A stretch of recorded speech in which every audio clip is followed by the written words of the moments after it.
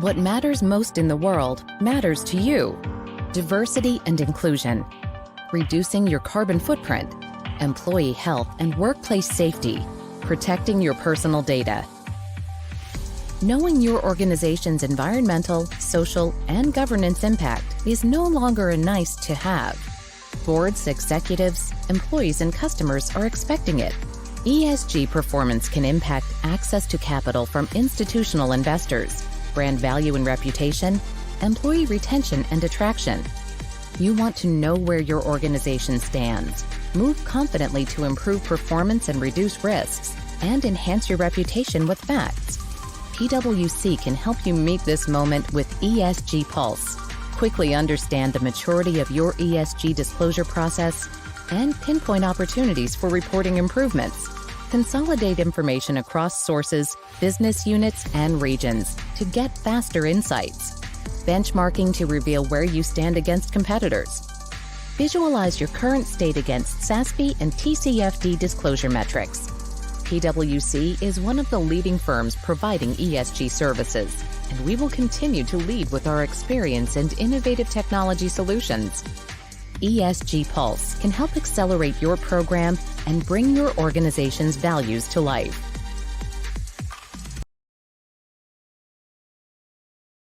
I'm very happy to welcome you at the first edition of the ESG Conference in Moldova.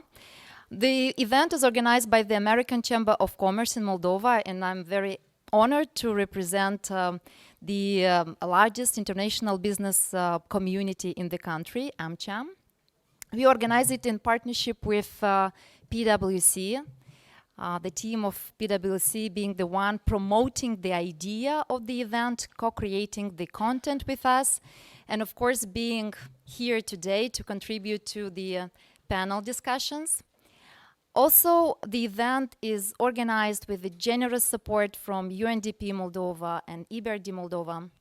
And just in a couple of minutes, you'll see the representatives of both organizations with welcoming remarks, but also speakers of both organizations as part of the agenda. By the way, you can find the digital agenda by scanning the QR code everywhere, or you just can type in esgconferencemoldova.com to access the content of the agenda. And please feel free to use the translation services, because most of the discussions in the panels will be held in English. Okay. Well, the discussions on ESG framework regarding the three dimensions, environmental, social, and governance, has started not long ago, even including AmCham platform, on AmCham platform. But together with colleagues from PwC, we decided that it's about the time to dive into it deeper and to start serious discussions with all the stakeholders, public institutions, businesses, investors, financial institutions, non-governmental organizations, to understand what is this ESG trend, why is it upscaling in the region, and what are the perspectives of the implementation of ESG in Moldova. So this is the aim of this conference, and with no further ado, I would like to invite onto the stage for welcoming remarks. First of all, Minister of Economy, Dumitru Alaiba, Dima Al-Khatib, UNDP country resident, and Alexandru Kosovan from EBRD, senior banker. Please welcome Dumitru.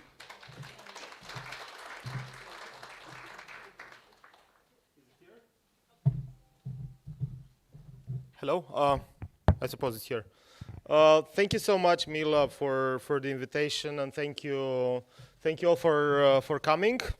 Unfortunately, I won't be able to stay too long because I have another event at 1 o'clock. But you know, promise is a promise. So I'm happy to be here with. I regret I won't be able to hear everyone's opinions. However, I'm sure we share the same values, and I'm sure that we are on the same page when it comes to sustainable development. Because what we are, let me start with our vision for the economy briefly. We want to build a free economy and there is a lot of work to do here. We want to build an open economy, and we have a lot of potential here as well. But also, we want to build a fair economy. And when I mean fair, when I say fair, I mean fair towards the environment, fair towards other players in the economy, fair in the relationship with the government, both sides, and fair to consumers and employees.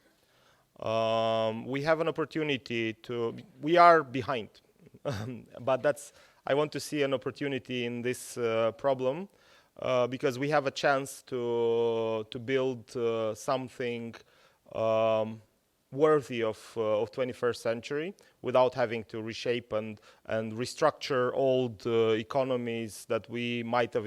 If we had prosperity in the past, we would have inherited them.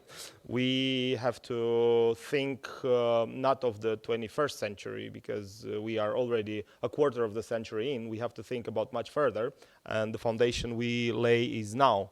So this is why Sustainable Development Goals are extremely actual for us in the Ministry of Economy and in the government while doing the policies that will have an impact in the decades to come. Because this is whatever legislation and whatever policy we adopt today, the real effects for the economy itself will be seen in years to come. That is why, and I believe, I'm convinced actually, we are condemned to have the greenest economy in the region, because Moldova is landlocked. Moldova doesn't have resources. Our competitive edge is to be more efficient than the countries in the region. We want to build, as I said, an economy that is fair towards each other and towards the players in the economy.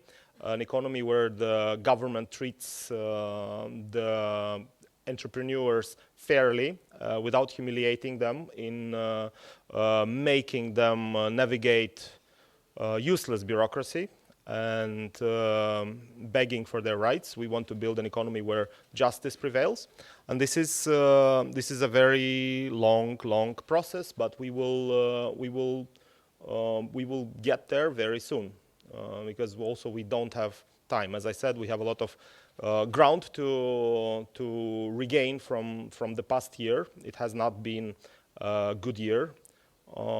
It was dominated by uncertainty and anxiety and, yes, fear. But we have enough energy in this government to move things fast forward as soon as possible. And being said this, thank you again for the invitation.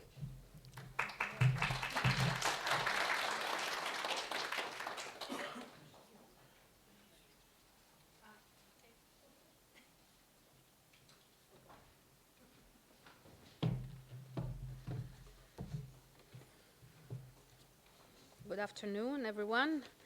Excellencies, Minister Alaiba, Minister Giordano, distinguished members of Parliament, guests, welcome. I'm very delighted to be here with you and to take part in this very important conference to jointly emphasize the importance of applying the environmental, social, and governance principles, the ESGs, within the business community for a sustainable economic development. These sustainability principles have gained importance worldwide, and Moldova should be no exception, as the country builds forward better and greener. The ESG principles provide an ideal framework for private sector engagement to ensure the close interlinkages between the development goals and the economic interests of the country.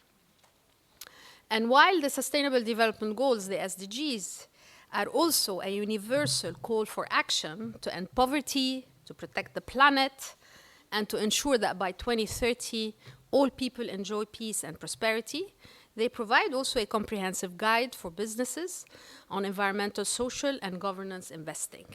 They also recognize that the private sector is instrumental in pursuing and financing sustainable development in partnership with governments and civil society. To remain ahead of the curve, ahead of the competition, and to succeed in any industry, it is essential for businesses to embrace these concepts, as it provides powerful benefits for businesses, for investors, for the stakeholders, and for the environment. It also implies that businesses review their operations more holistically by embracing resource management procedures that prioritize sustainability.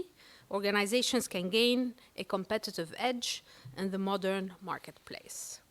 It also will benefit investors and stakeholders with a better governance system and enhanced transparency and accountability, an area that Moldova is putting a lot of importance on.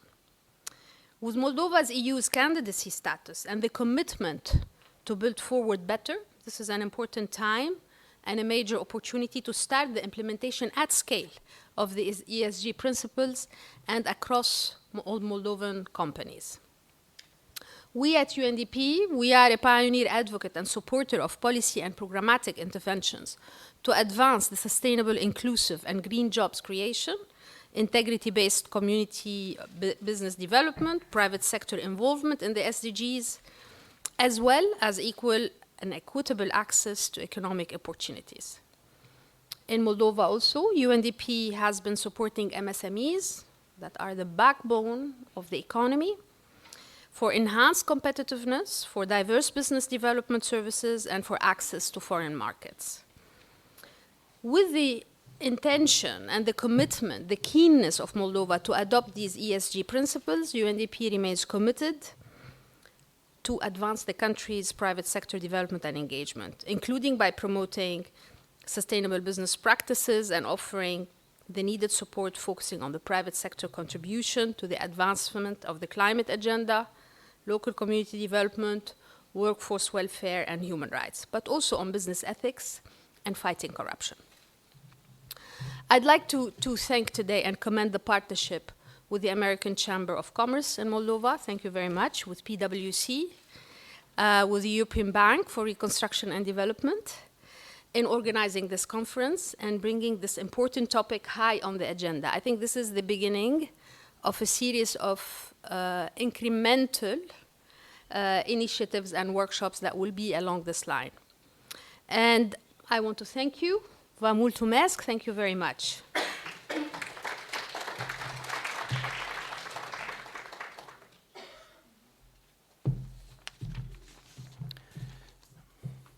Bună ziua. Good day to everyone. Minister Yordanov, Minister Alaiba, colleagues and representatives from the Moldovan business community in this room and online, it is a pleasure to see you all here today. I am honored to have the chance to tell you a few words about ESG and EBRD's commitment to spread the word and lead the way. Today marks an important step towards better understanding of environmental, social, and governance principles, ESG in short, and the actions necessary to integrate them into daily operations. As we know, companies are increasingly required to adopt sustainable business practices, adopt ESG principles, and invest in green development, as to prepare themselves for challenges that lie ahead. However, many companies, small and big, ask themselves the question, why should I bother? Especially now that many of them are still recovering from the pandemic impact and have to safeguard their companies to overcome many challenges driven by the war on Ukraine. Well, to break down the ESG principles in a more understandable manner, we in EBRD Moldova have joined the forces with AmCham, with PricewaterhouseCoopers, and the United Nations Development Programme to demystify ESG and sustainability. Also, to provide knowledge as to how this can benefit the SMEs and what they need to do to make a difference and also to feel the difference. We should also mention that with the support of the European Union and the EBRD, what they need to, they can benefit of various support and hands-on advisory services that can help individual companies in their journey to embrace ESG actions. We talk about climate change. We talk about changes in relation to mitigating them. And SMEs remain the backbone of the economy. This fact should be acknowledged. They can have a huge impact on sustainability as they represent over 90% of all firms globally. The international business community is increasingly incorporating ESG considerations into their policies, practices, and reporting. Effective corporate ESG integration is vital for risk management as countries move towards net zero economies. It is also essential for unlocking new business opportunities, adjusting to changing customer behavior, and being an attractive employer as well. What is quite fascinating today is the increasing importance given by credit institutions on sustainability and ESG principles in the process of credit decisions, on loan origination and loan monitoring. Increased regulatory scrutiny, a gradual shift of global financial flows towards sustainable investment, alongside public resolve and determination, are steadily driving the sustainability agenda forward. It is a long path ahead, and no doubt will involve a steep learning curve for everyone involved as to how to adapt in this particular circumstance, including in Moldova. Therefore, we hope that this timely work is embraced by the market and businesses in Moldova, and that it will help to pave the way towards a more sustainable and more responsible economy. I thank you very much, and I wish you all a productive discussion during the panels today. Thank you.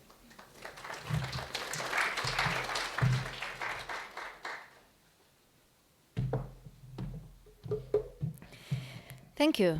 So it's time for the first panel to start, and it is my pleasure to introduce to you the moderator of the first panel discussion, Albena Markova. Albena, you're welcome into the stage. Albena has actually got a very impressive background.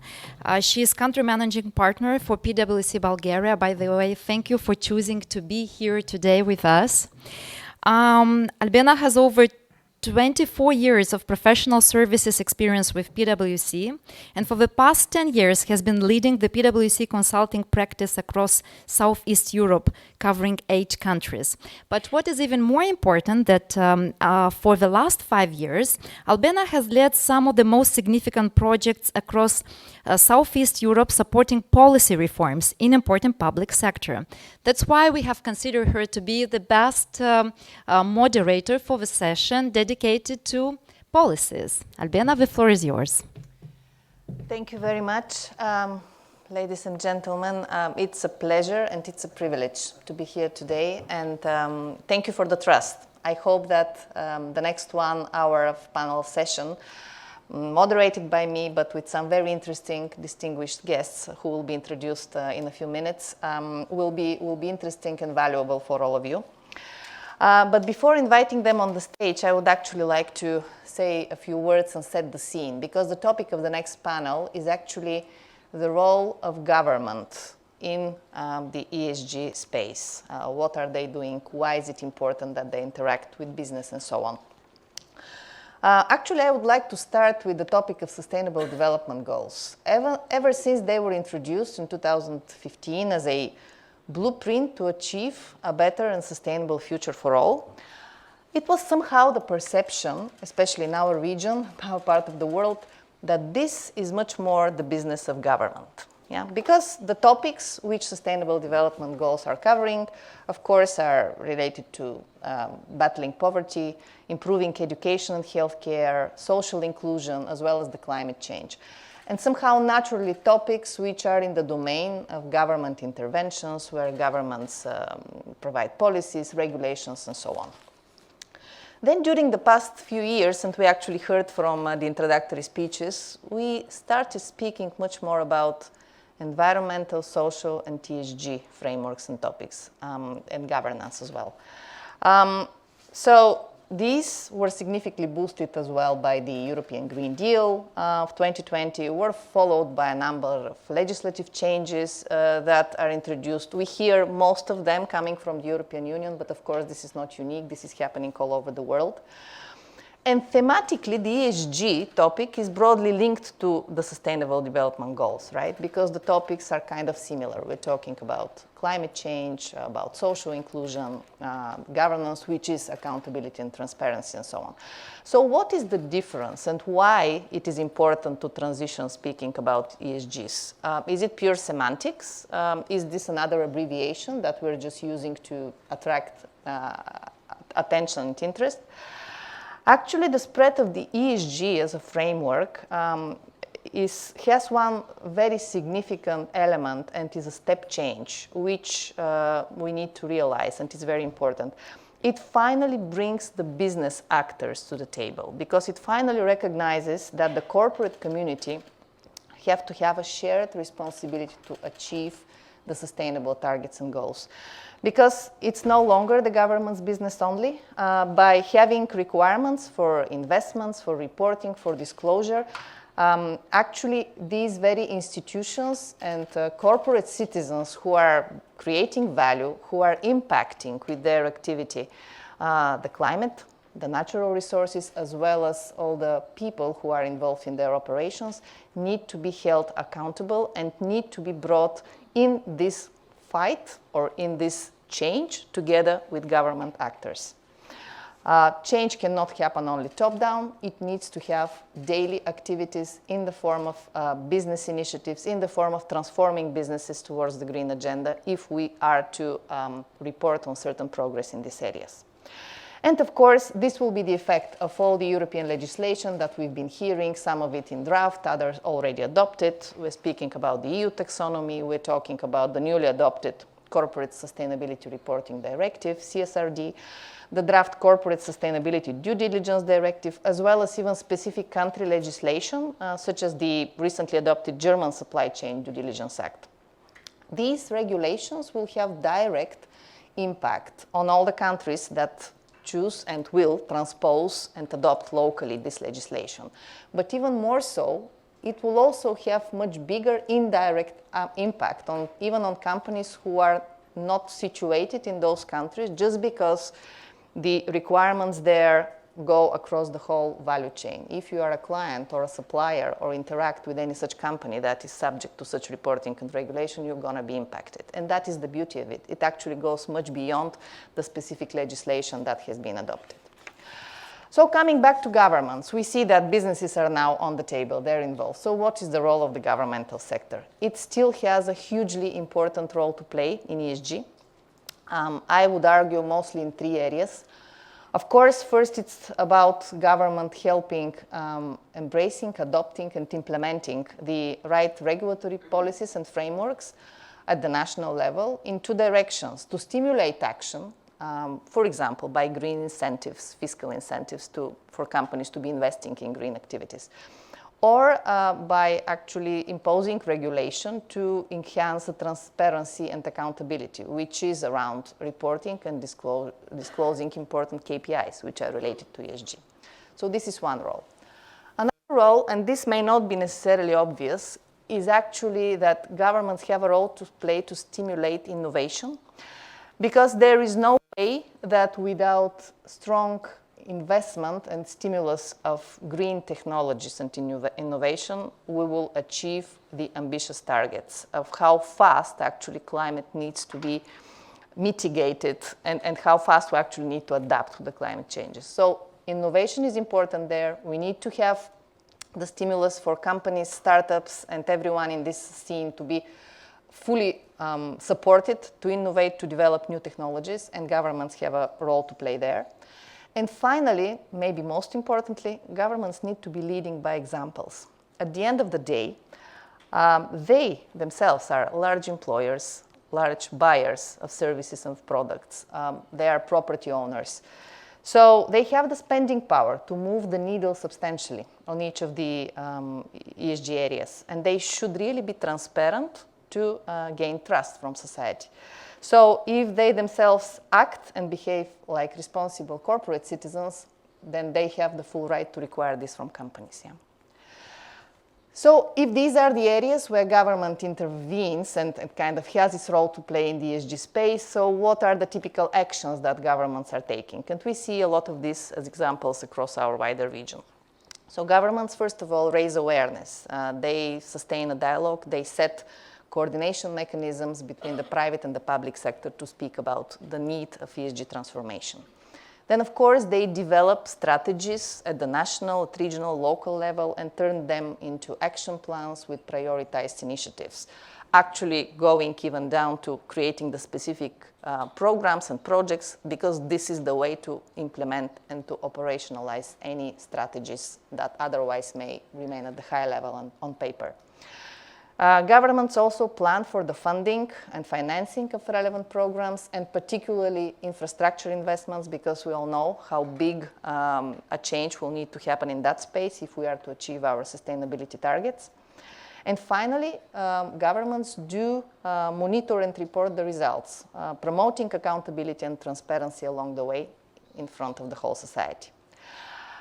And then finally, before I actually finish the initial introduction and we go into the discussion, let me point out also a few thematic examples of how governments intervene and interact. Actually, I tried to pick up a few from our closer region here on the 3 different pillars of ESG. What do they do? For example, if we start from the environmental area, the first subtopic, which is really important, and we see lots of activity there, this is the climate change mitigation, which is around decarbonizing and changing the energy consumption pattern as well as the energy mix. I don't need to tell you how important this is in light of recent developments.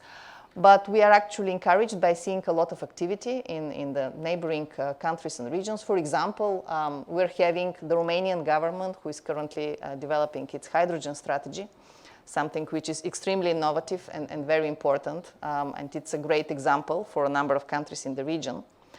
We had very recently in Bulgaria, the Bulgarian government structuring and finalizing the National Decarbonization Fund, whose sole purpose is to focus on the energy efficiency, because this is a huge issue because of the quality of the buildings and actually lack of refurbishment. And this nets any other proactive decarbonization efforts in the country. So this fund will be entirely focused on refurbishing and helping change the needle in the public sector as well as residential buildings. And finally, Bosnia and Herzegovina is also currently considering the development of a targeted financial instrument which will be focused on decarbonizing, enhancing renewable energy, enhancing energy efficiency, as well as fighting energy poverty. Another example in this space is the climate adaptation, because we know how important climate mitigation is. This is something that we need to do if we are to decarbonize the economy and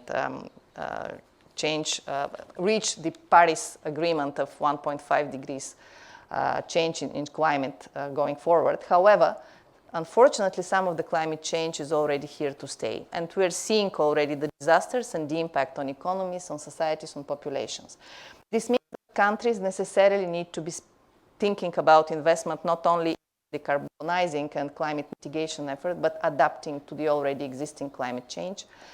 We are seeing a number of countries, the most recent example I can think of is Serbia and Albania as well, who are developing, as we speak, their national climate adaptation plans with a focus on several important areas such as agriculture, forestry, energy, as well as water management.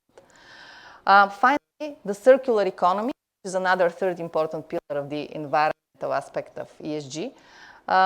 It concerns the usage of resources, the waste generation, and waste reuse, because that's the real sustainable way of achieving different pattern of consumption, which directly will impact decarbonization. I can think of a couple of examples. One of them is, again, Bosnia and Herzegovina, who last year completed their national circular economy roadmap, where there are a number of initiatives in which government, together with business, will be working to stimulate circular economy models in some of the selected priority sectors there. Let's move a little bit to the social area. In the social area, it's about a very wide range of subtopics. It's about working conditions, equal opportunities, social inclusion, health and safety, but also upskilling and reskilling in order for the green and digital agenda to happen properly. Some of the countries in the region, such as Bulgaria and Georgia, for example, have been working to improve and strengthen the vocational education training systems of the countries in order to reflect the evolving demands of business in different sectors. And that's the way to ensure that there will be exact meeting between supply of labor force with skill and demand from the business, of course. But some of the countries have been even more innovative. When we talk about social inclusion, for example, Slovenia is currently examining the possibility to introduce the innovative concept of social impact bonds, which are specific financial instruments targeted to fund and to support the economic entrepreneurship and inclusion of vulnerable social groups, such as women entrepreneurs, young uneducated citizens, and so on. And finally, in the governance area, it is all about transparency, accountability, risk management, and internal controls, but also responsible business practices. A number of countries and governments have been responding to this need to strengthen the area by introducing policies and legislation related to anti-corruption, whistleblowing, data protection. Some of them explicitly focus on their own examples of state-owned enterprises, such as Kosovo, for example, who is having an ongoing initiative to strengthen the state-owned policy and actually improve the publicly owned enterprises' corporate governance systems, as an example to the rest of the business in the country. So in summary, we see that the government and public sector have a very important role to play in the ESG space, and there are plenty of examples from across the region on what they have been doing. And more importantly, the examples are actually equally coming from EU member states as well as non-EU member states. So this is kind of a universally accepted role and something that we're happy to see and support. So without further ado, I would like now to invite on the stage the panelists for the next session, with whom we'll be discussing further the role of governments. So if I may invite on the stage, first of all, Jordanka Rodica Jordanov, Ministry of Environment of the Republic of Moldova. Very nice to meet you. Welcome. As well as Radu Marian, Member of the Parliament, Deputy Chair of Economy, Budget and Finance Committee. Hello, welcome. And we should also be having some online participants. So we have Marcel Spatar, advisor to the Minister of Labor and Social Affairs. I'm not sure if he can hear us. Yeah? Hello, добрый день. Hello. There is a bit of an echo, okay.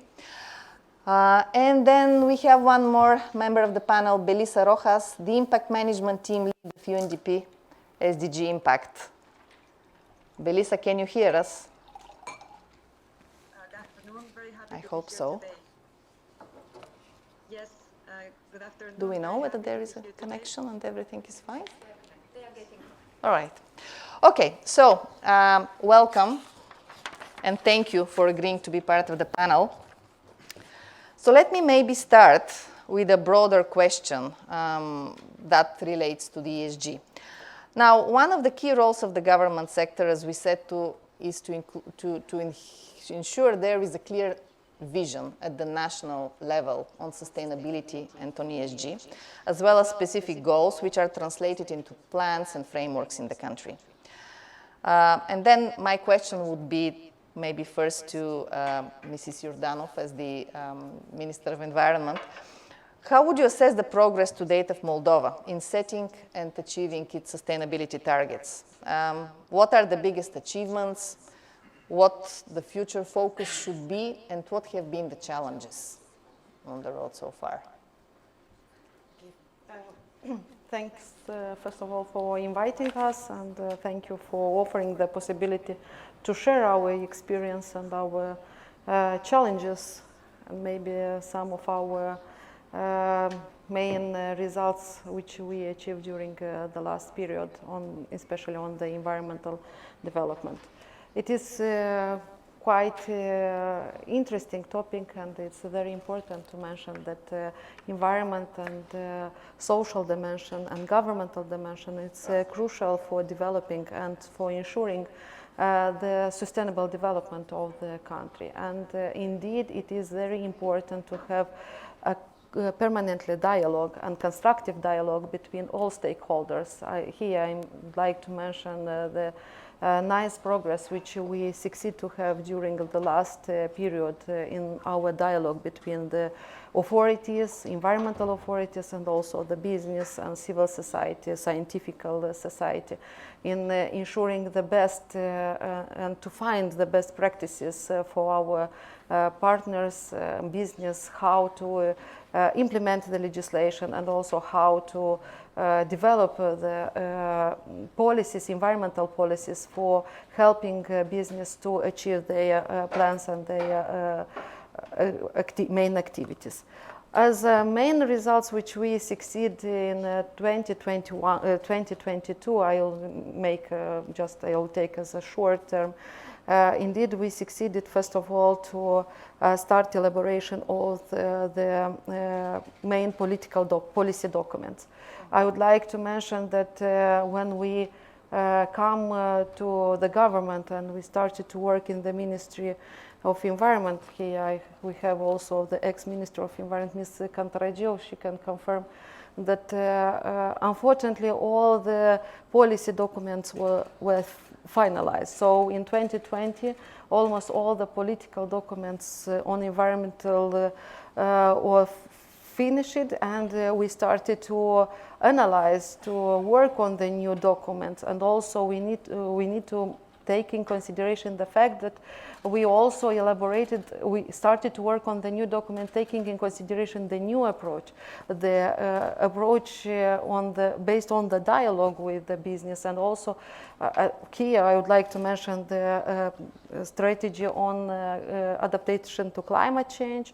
The also was finished in 2020. Now we are working on the new document program on adaptation to climate change. We are working now on the program to promote the green economy in the Republic of Moldova. Also, we are working on the strategy on the reduction of the on the development on low emissions. So it is quite new topics for business and also for the authorities, government. Also, we would like to mention that we started to analyze the possibility to support business in greening the activities. In 2022, we succeeded to finalize the reform of the National Environmental Fund, and in 2023 we will have the new programs for the business. The programs will be oriented for the small enterprises which are ready or are willing to align their activities with the environmental legislation and to start working on the green European standards. And also we are planning to have a big program for the big enterprises which are ready to align their activities based on the European Directive on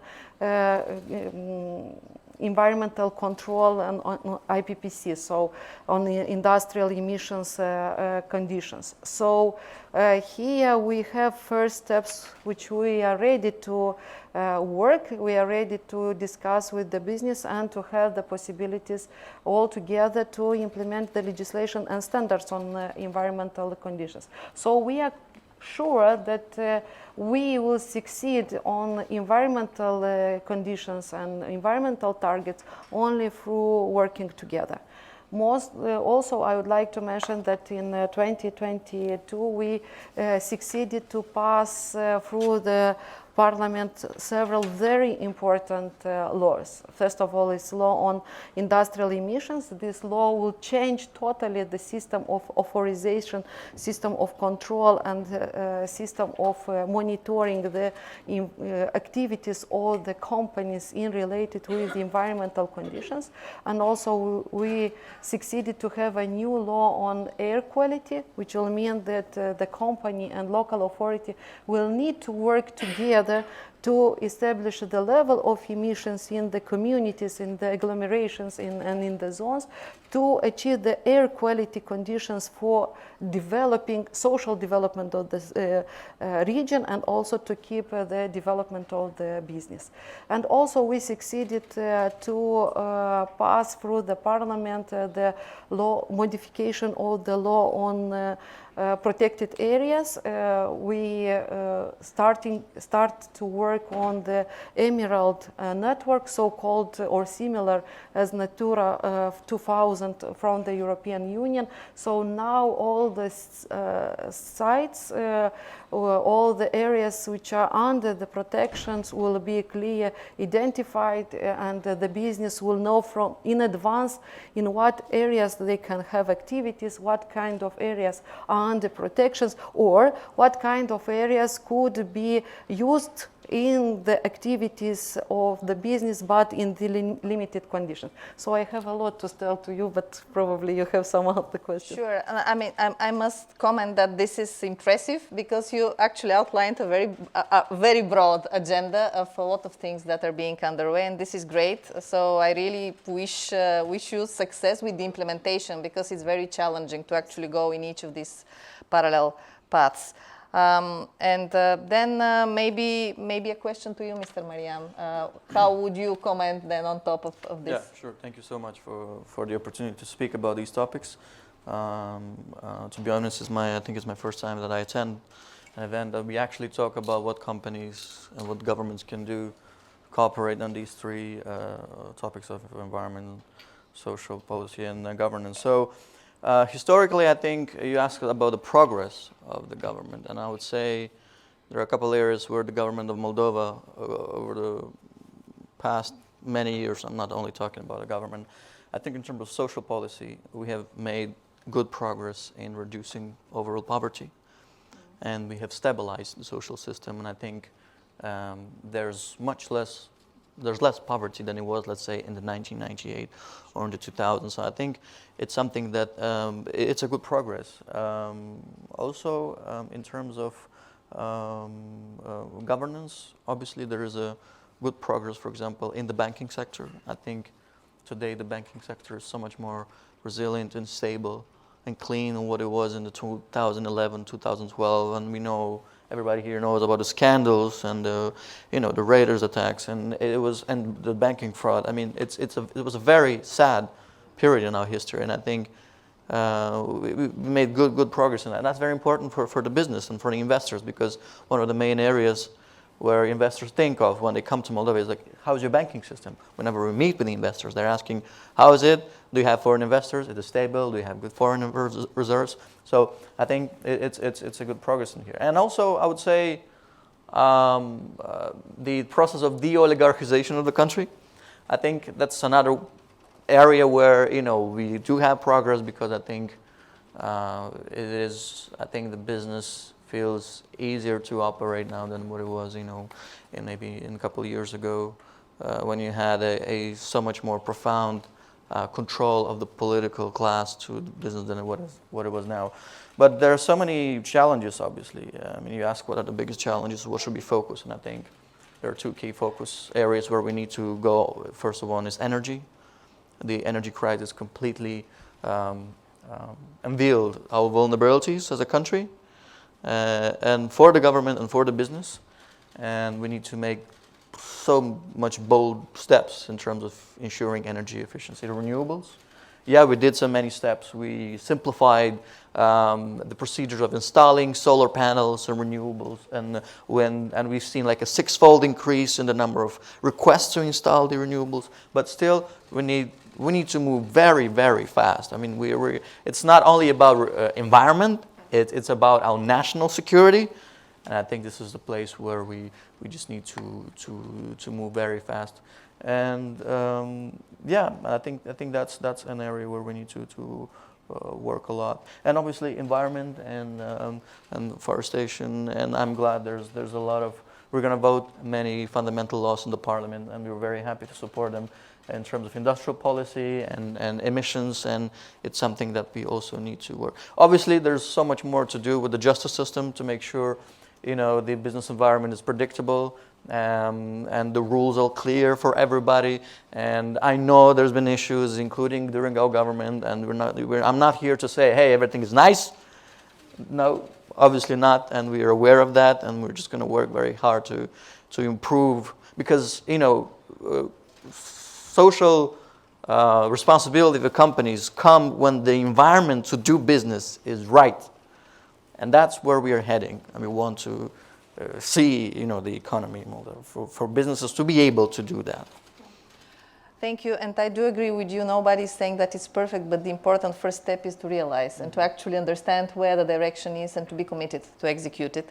And I thank you both for covering. I somehow felt we heard a lot about the environment, we heard a lot about the governance aspect, a bit of social, but maybe it's just the right time to actually include Mr. Spatar in the conversation, because it is the area of social and labor issues. How would you comment all of these topics so far, maybe from the S pillar of ESG a little bit?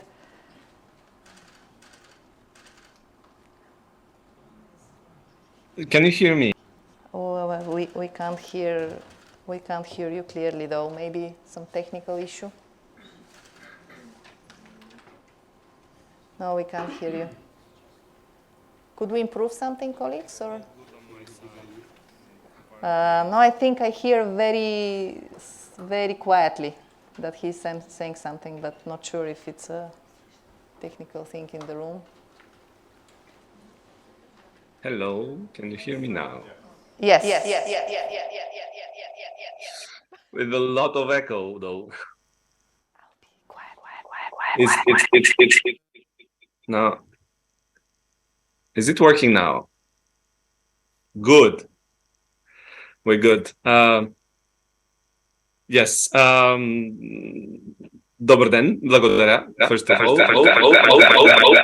There is a lot of echo. I hear myself, and now it's good.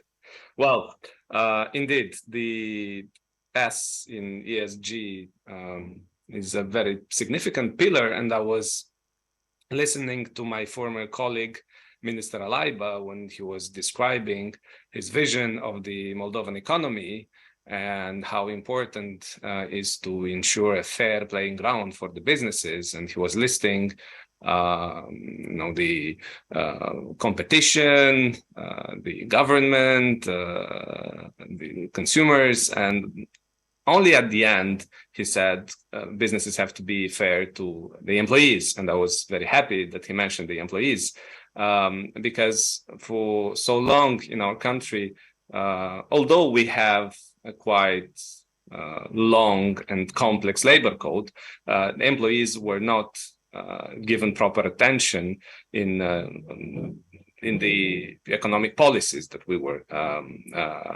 as a country developing. And when we were attracting investors, we were more interested in the fiscal or infrastructure arguments than on social arguments or arguments related to the labor quality. So I'm happy that in the past years, together with the business associations and the other development partners, we have started in Moldova to diversify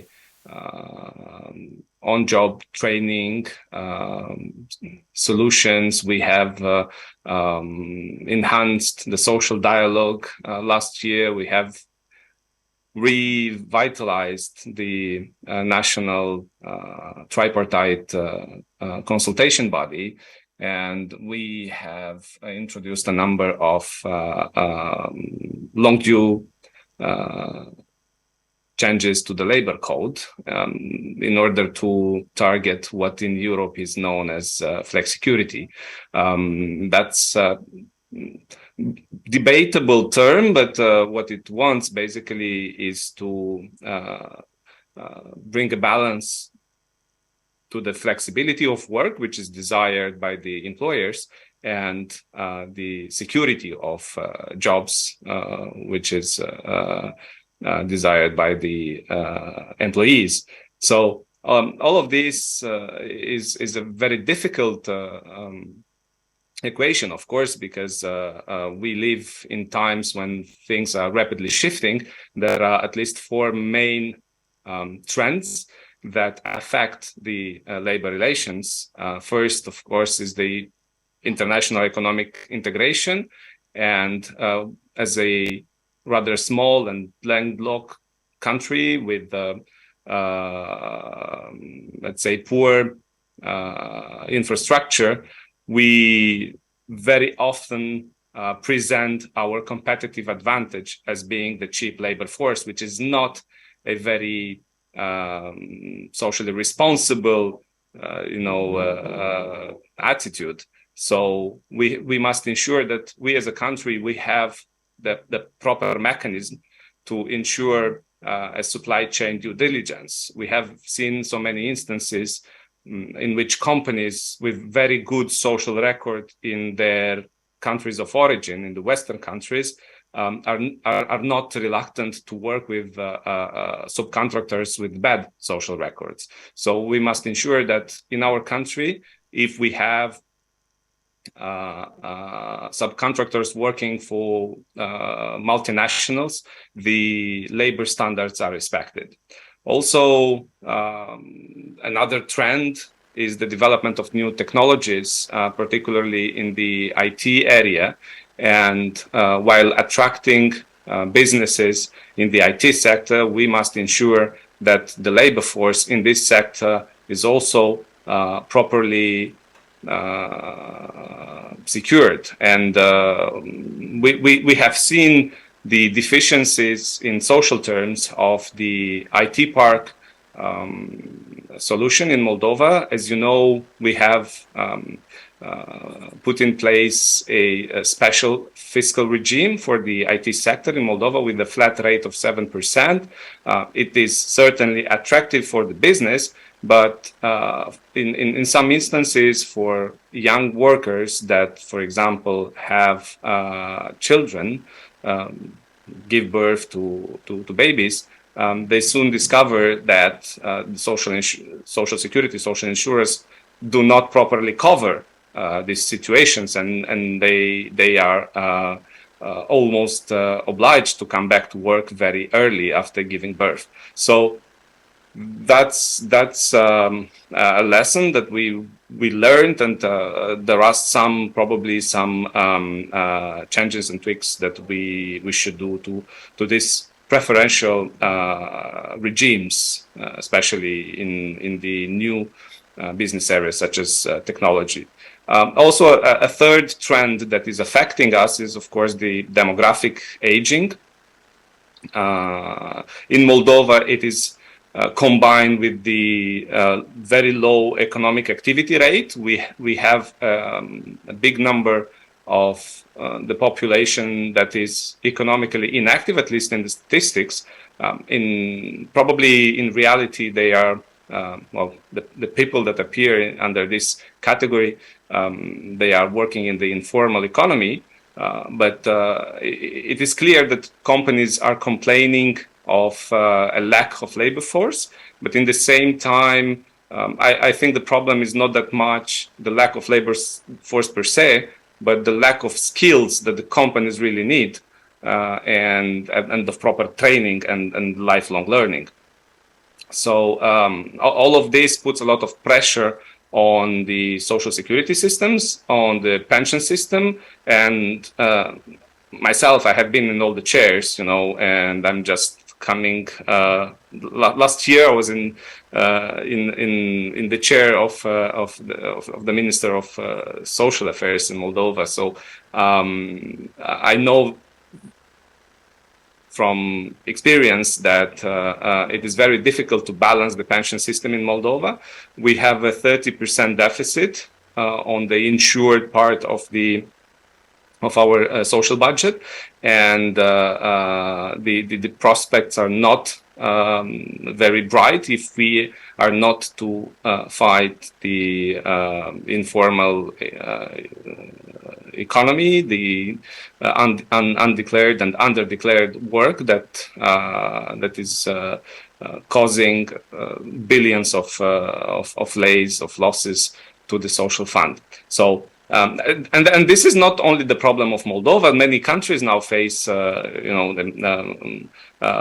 problems with aging population and a lot of pressure on their pension funds. As we speak, hundreds of thousands of people are protesting in France, as you know, in relation to the increase of the retirement age.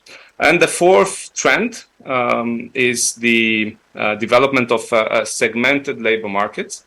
With different forms of labor relations. Here we have the traditional labor relation, the long-term permanent labor contracts, and in Moldova, these contracts are protected by the labor code.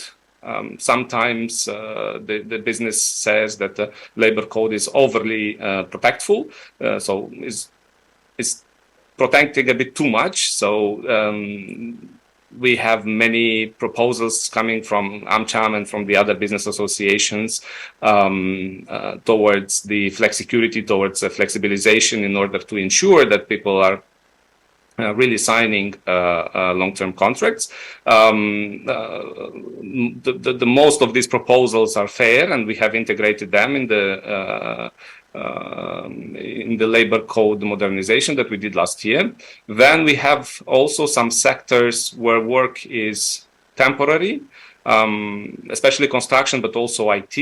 In construction, it is seasonal. In agriculture also, it is seasonal. In IT, is project-related.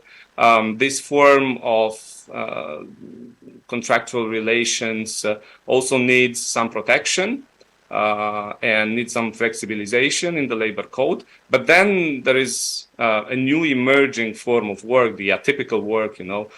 People speak of the Uberization of the economy. We don't have Uber in our country, although Minister Alaiba met with Uber in Davos, and maybe they will come. But we must ensure again that we create a regime for these companies, for the gig economy, that also protects the employees, the S in the ESG, right? And finally, in Moldova, we have a very large, unfortunately, a very large portion of the labor force that is occupied in the informal economy, or is occupied in the formal economy, but is paid, at least in part, in envelopes, as we say. So we call it underdeclared work. It is a very difficult issue. I know that Bulgaria, Romania, and other countries in the region have faced a similar problem, and the solution is not easy. It involves the cooperation of the fiscal authorities and the labor inspection. This year, our ministry, Ministry of Labor and Social Protection, has started the reform, a profound reform of the labor inspectorate that will, first of all, concentrate on the undeclared labor, informal labor, and then partially also on the underdeclared labor. I will not go into details on the reform of the labor inspection. I'm sure you have, the participants to the conference have heard a lot about this reform, but all these evolutions, all these trends certainly present, as Minister Alaiba said, a lot of potential for our country. There are some low-hanging fruits. There are some quick gains that we can reach. But in the same time, we have ensured that the development of our country, of our economy, does not lead to further polarization, to further inequalities. And this is not only a challenge of our country, it's the challenge of probably the global economy. And by being attentive to inequalities, I don't necessarily mean being egalitarian. Of course, there is a component of egalitarianism in the redistribution. A country has a role of, a government has a role of redistributing wealth, right? Ensuring that the value produced by the economy is properly distributed among those who invest and those who work, although investors also work, and sometimes workers also invest, but how do you ensure this balance? How do you get to the right, golden middle? Because if investors or multinational companies, Hello, if can you hear me? Yes. Yeah, yes, I would like to intervene here because you actually it's a great and very comprehensive overview of the social issues, and we're going very much into the economic aspect of things, and we need to be mindful of the role of business then. And this is where I would like to move the discussion forward. Yes, go ahead. Yes, I just wanted to add some words how we connected the social development, especially connected with the employees and the environmental component.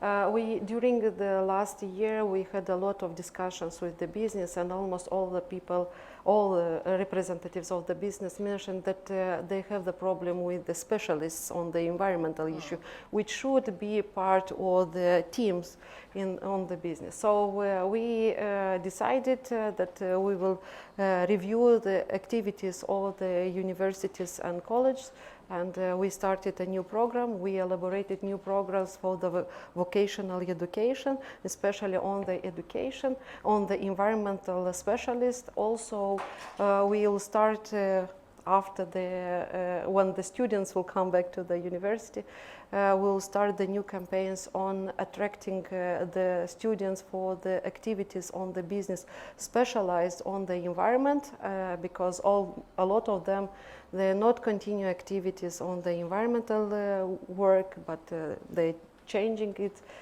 Unfortunately, the environmental engineer, environmental protector specialists are not so well paid, unfortunately, and students then don't really want to continue the activity. So we will start to work with the universities. Also, what we plan to do and what we've done already, we elaborated new curricula for the university, for some university, and we will have a new specialist on the environmental issue. So I hope that in the near future we will already have the possibility to offer to the business and also to the authorities, because the authorities also had the problems with the capacities, with the human resources. I'm quite sure that the new generation will come, and they will come with the new efforts and new energy, and the activities will go faster. Also, I would like to mention that in all the activities related to the environment, the investments should be done from the both parts, from the government and also from the business. Also, this was declared during the last international events in Sharm el-Sheikh on the climate change, COP27, and also in Montreal on the COP15 on the biodiversity, that we need to work, we as a government, we need to start working with the business to attract them in the investment activity for the climate change, adaptation and mitigation, and also for reducing the loss of the biodiversity. So in this regard, we also will start working on elaborating different programs and especially to find solutions for supports, grant supports, and also the bank credits for the activities which had the component on the climate change and also the environmental protection. I know that quite several projects are already implemented in the Republic of Moldova, which is offering possibility for the business to implement environmental projects through the support of the bank or the grant. So we will continue and also will increase these activities. Thank you. Thank you very much. And you actually anticipated my question, which was about the intensity and the quality of the dialogue between public and private sector and business. Actually, it sounds like you are having already very good examples of this dialogue and implemented initiatives. To pull on this thread a bit further, a couple of more questions. The first one maybe to you, Mr. Marian. The first one is, there is often this argument, well, Moldova is not yet in the EU. While all of this legislation is actually implemented in the EU member states, so it's less relevant to us. Let's wait until the moment comes and all the standards are here, and then we will worry. And this is what we hear from business very often, in, for example, even in EU member states, but for sure in non-EU member states. On the other hand, we already see financial institutions actually imposing these requirements anyway, whether there is a country legislation or not. And the worry is, especially for some of the companies which are not big corporates, but SMEs, they may not have the capacity to know what they need to do. They may not have the resources, etc. Is the government thinking of doing something to support these, in a way, more vulnerable parts of the economy where, I mean, these complicated and new things which are there, they do not have the resources to actually get this on board? Thanks for the question. I wanted to mention the first one, but good that we came back to that. So last year we've seen a profound revamp of the organization for supporting the small business. So now it has a new completely corporate structure, and we tripled the budget of that organization. So it has many financing opportunities for the private sector, particularly in the environment. So now any small business is eligible to apply for up to €200,000 grant to improve its energy efficiency and environment. This year is going to be operational the FACEM fund, the fund for supporting the entrepreneurship and economic growth, is going to be the first. I think it's going to be a systemic change in the way the government supports business. We plan to increase this fund to have a capitalization of up to 3 billion lei in the next 3 years. So the government will provide financing at a very advantageous conditions for the business, and businesses can and will be able to attract these funds. And I think this will also present as a counterbalance for the banking sector, because the banking sector as well has a crucial role in that. They can provide, very interesting services, like green credits or, green mortgages or loans. So I think the banking sector has also a fundamental role in that. Besides financing, the government, as I said, needs to make sure that the rules are clear for everybody. And I think the fact that we also adopted the Moldova 2030 strategy, it's a very long overdue. It was years in the making, and we finally approved it last year. And I think it just gives us a long-term vision for everybody to understand it. Business, people, and I think that was a very actually fundamental thing that we did, and I think it will help us to pursue the ESG to the business. Great.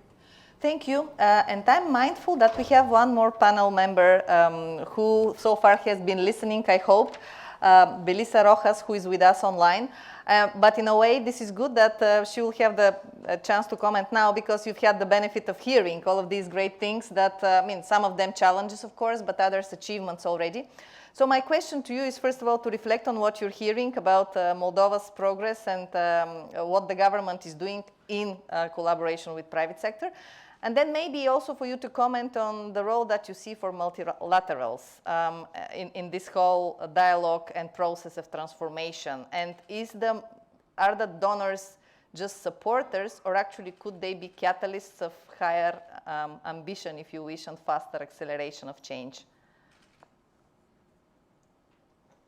Thank you for the question. And yes, I've been listening and very interested. So almost I didn't want to speak, because I thought, okay, there's so much to share in this amazing panel. So I think my first comment is that it's really, I can really see not only the progress, the plans, the initiatives, but the energy of these three panelists, representing the government, really committed to take Moldova to the next level. So that's very commendable. And I think it presents an opportunity for action. And when I say opportunity, is that we spend a lot of time thinking that social and environmental issues are a matter of government or multilaterals. But in fact, that's not the case. And it's not the case not only because the magnitude of the goals we need to achieve, right, whether they are the SDGs or the national priorities in terms of development. It's because the magnitude is so big that you need the private sector as a key actor to really achieve them, right? And the private sector won't achieve it alone. They will achieve it alongside the government and civil society and the people. And if we think about an example of that, we can think about the pandemic and COVID-19, when we saw what humanity is able to do. So in a record time, we faced a threat in which the policies by the government were in place fast and effectively. Private sector innovated quickly, right? And we changed our behaviors as humanity.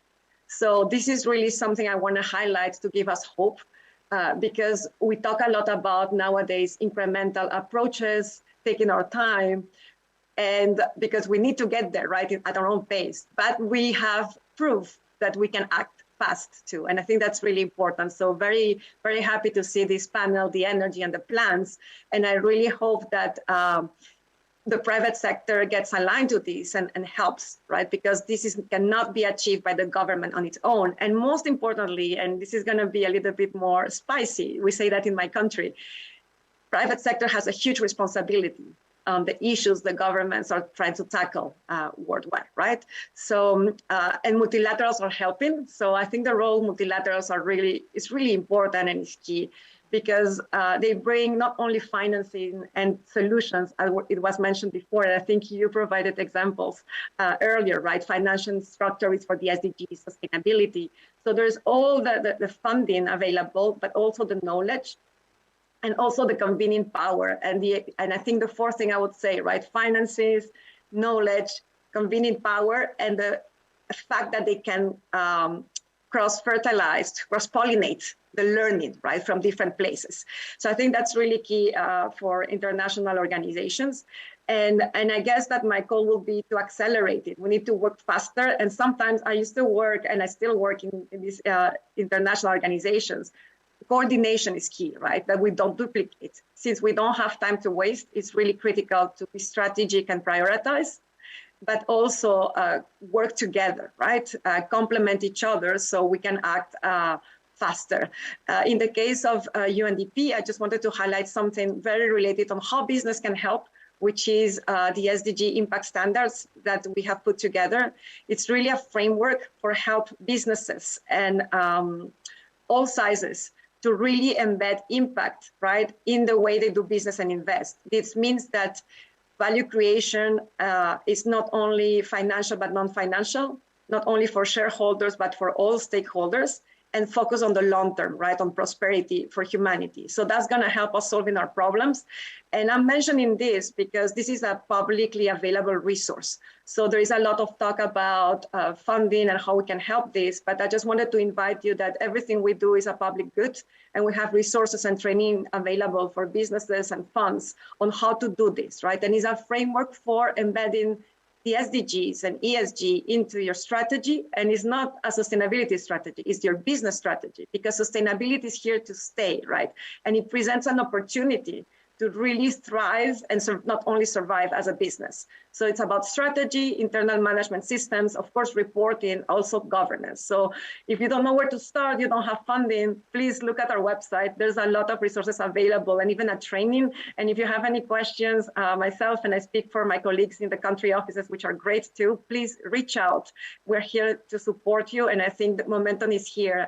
And I'm sure that you are as motivated as I am based on this amazing panel. Thank you. Thank you very much, Belisa. And then thank you as well for the comment on the energy. I actually felt the energy as well, the way you were coming. So it's great to have such a passionate group in actually making change happen. Now, I feel almost disappointed because I have so many more questions that I wanted to ask the panel, but the discussion is too rich and the time is too limited. I also know that the minister needs to leave fairly soon. So I'll structure it in a way that maybe each of you to say a few final closing remarks, and I'll just throw a few phrases or words about topics that I wanted to cover, maybe more on climate adaptation as well, or just transition, for example, because that's important really to unite the green transition to fairness and to not leave anybody behind, dialogue with business and so on. So what would be the things that, if anything, you would like to, for the audience to take away in terms of what the state is planning to do going forward? First of all, I would like to mention that the transformation should be done not in parallel way, not parallel the business and not the government. They should be done in the combination. We need to work together. This is the first issue, and we need to have permanently and very trustful, confident dialogue. We need to listen each other, and we need to find the best solutions for both parts, because we are working especially for the benefit of our citizens, for the development of a country. So this will be my main conclusions, and I think I will repeat this permanently in the dialogue with our partners' business. In the green transition, this is quite long way indeed. We decided to follow the European integration process, and especially the Green Deal, which is very comprehensive roadmap and means a lot of effort, not only intellectual but also financial and also technology, learning and innovations. This is very important component, and we need to work together. Indeed, government, as you mentioned in your opening remark, that government should come with proposals, should come with the support, should come with the clear legislation, and we are ready to do this. And from the part of the business, it's necessary to have the openness and also the interest to implement and come with the solutions which will be relevant for all of us. So it is very important to work on the green transition. It's very important to understand how we will implement the green economy, what is mean the circular economy, and the main component and the main request is to reduce as much as possible the uses of natural resources, because all other the use of natural resources means the loss of it, and it will be very complicated to recover, and sometimes even if it's not possible to recover.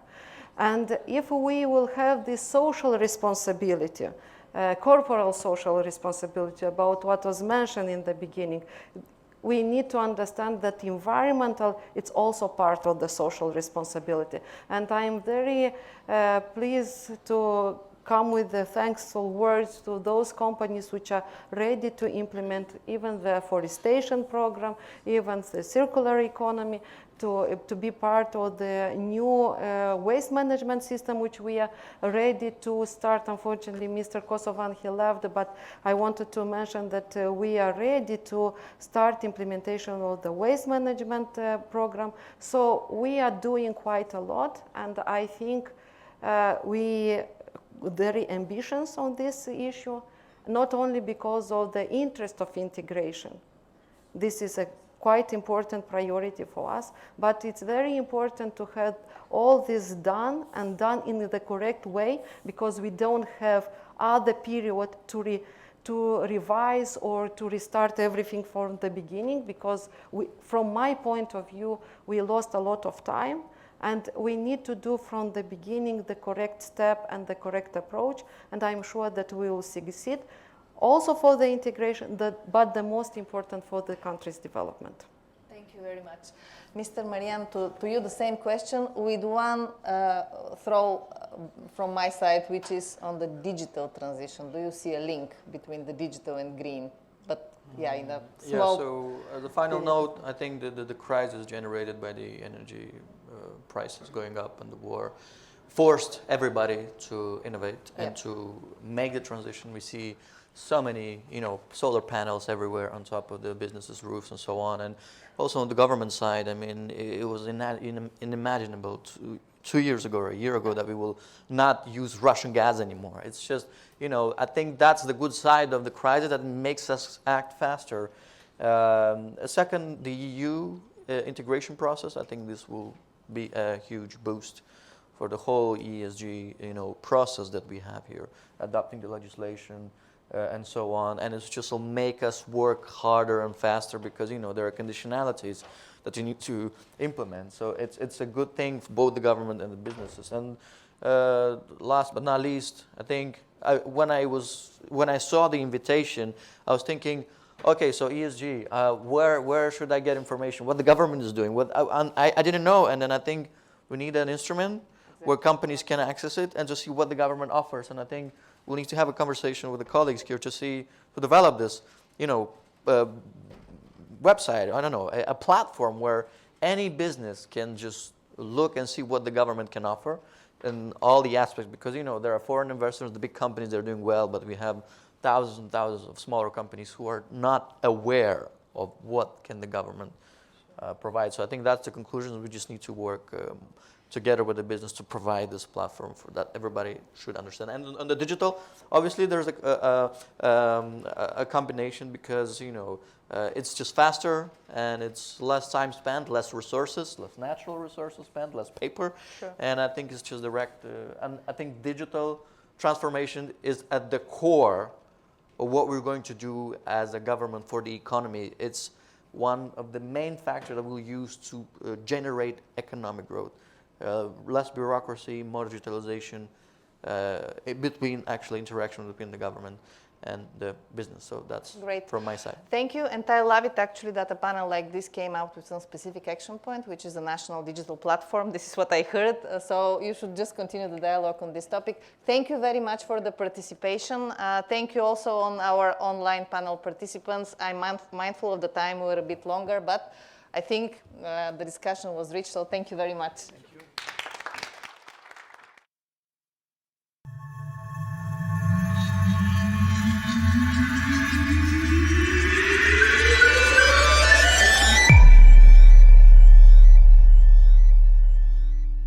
Panel discussion.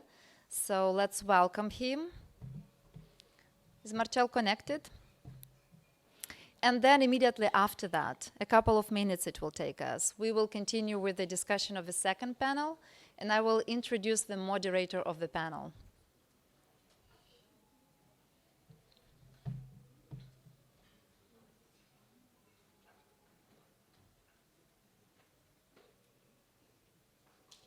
Marcel, are you with us? Can you hear us?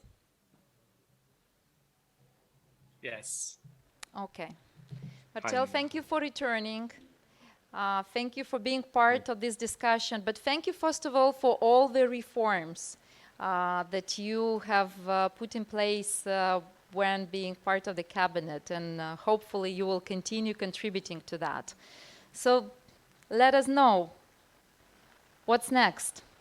Yeah, sure. I remain close to the ministry, and as I was presented, I'm an advisor to the minister now, and we continue implementing the reforms. And one of the reforms is the labor inspectorate reform, as you are all aware of. And there is more to come.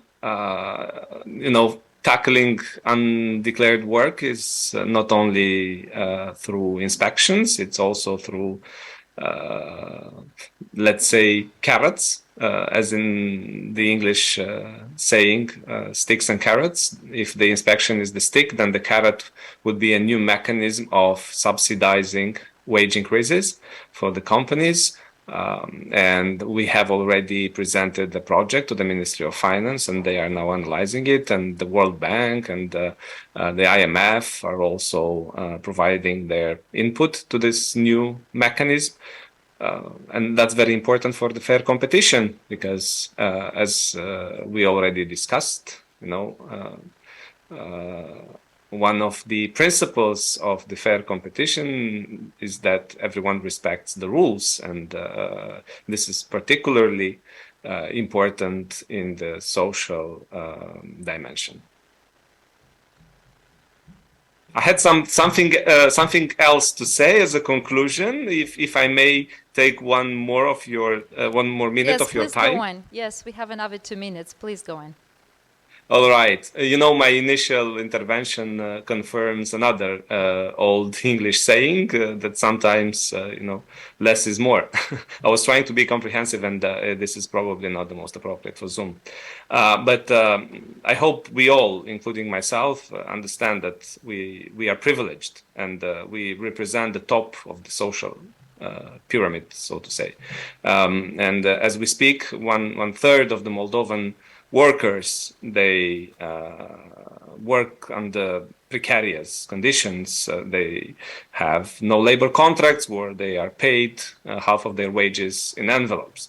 Of course, their employers are not members of AmCham or of other serious business associations, but they are in our country, and they share the same public transportation with us. these people are our relatives. What I mean by reminding you that is when government develops its strategies and its fiscal policies and business-friendly policies, must be very careful not to widen these gaps, not to increase these inequalities. And probably we have to fight unfair competition, as I said, by sticks and carrots. But it's not only about fighting underdeclared and undeclared work. It's also being careful what kind of investors we attract and under which conditions we attract investors to our country. And one of the conclusions of the past year was that our country was spending more on social. We increased the minimum pension, we increased the minimum wage, and so on. But let us ask ourselves a simple question: is spending more the same as spending enough? As a government, we have to redistribute, of course, but are we collecting enough to redistribute? And as I said, the redistributive policies of the government, they are not egalitarian policies. I understand that people strive simultaneously for fairness and egalitarianism, and at the same time for the fulfillment of individual aspirations and hope.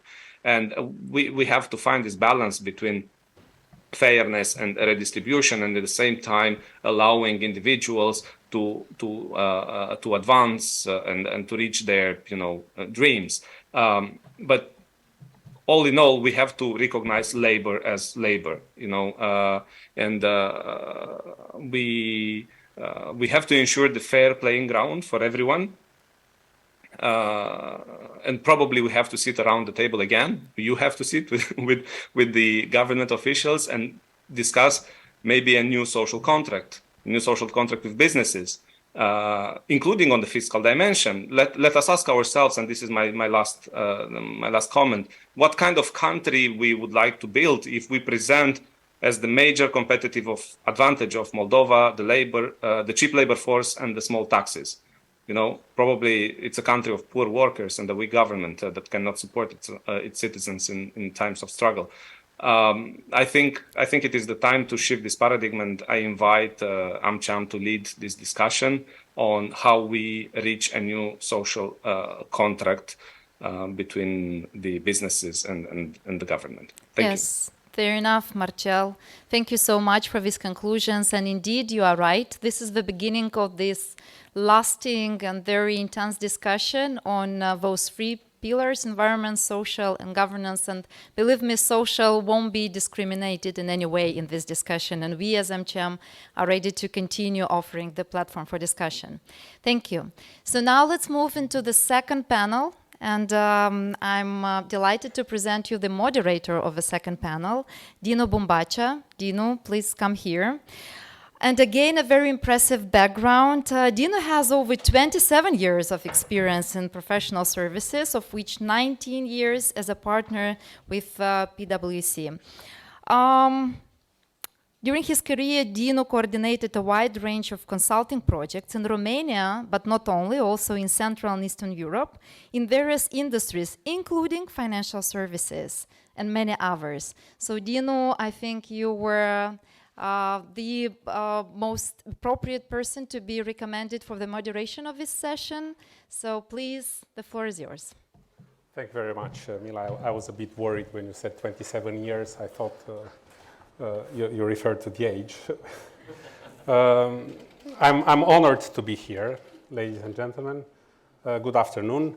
I think in this session we'll talk about sustainable finance. And just to put things into the context, I would like, even though it may be a bit scholastic, I would like to define to what we are actually referring to. So sustainable finance is the process of taking environmental, social, and governance considerations into account when making investment and financial decisions. Yeah? So, and again, just to put things into the context, by environmental we may mean mitigating the climate change, preventing pollution, and even more importantly, the circular economy. When we talk about social, and I think it was widely mentioned so far, we talk about inequality, inclusiveness, labor relationships, but even more sophisticated things like investment in human capital and communities, and last but not least, the human rights issue. Now, the governance plays a role in ensuring that social and environmental considerations are included in the decision-making process. And that requires structures, management structures, employee relationships, which involve those affected into those decisions to the extent possible, but also the executive remuneration, because in the end, I think if the executives are remunerated for certain behaviors, which do not include necessarily ESG considerations into those behaviors, they will not happen. Now, in this panel, the main objective is to create awareness of the impact of these trends on Moldovan companies today, but also in the upcoming years, because I think the Minister of Economy mentioned at the beginning that decisions which are taken today will actually impact in the years to come. And it's similar to financing or investments, because if ESG considerations are taken into account in those investment or financing decisions, then the economy will look differently in the years to come. Now, let me introduce you to the distinguished members of the panel, and I will introduce them in the order in which they will also address the questions on the topic. Firstly, we have a mix of online participation and physical participation, which reduces the carbon footprint of this event. Firstly, Michael Spanos, international advisor and trainer for the EBRD. EBRD invests in sustainable financing and also grants on technical assistance on ESG implementation. Good afternoon, Michael. Can you hear us right? Yes, I can hear you loud and clear. Thank you very much for the invitation to participate in this very interesting conference. Thank you, Michael, for taking the time. Secondly, we have Sahbah Sobani, Director of Istanbul International Center for Private Sector Development in UNDP. UNDP supports the private sector development, including ESG implementation. Good afternoon, Sahbah. We cannot hear you, but... Can you hear me? Yes. Can you hear me? Yeah, now it's perfect. Excellent. Thank you. Good afternoon. Thank you for taking the time. Then we have Oksana Bunzaru, Regional Director for Finance in Motion, invests in sustainable financing and grants technical assistance on ESG implementation. Hi. Good to see you. Fourthly, we have Dieter Scheidel, Head of European Affairs and ESG in VIG Insurance Group, which is present in Moldova, as you know very well, via Donaris. The angle is the compliance with ESG policies in financial non-banking sector in EU and non-EU countries. Good afternoon, Dieter. Nice to have you.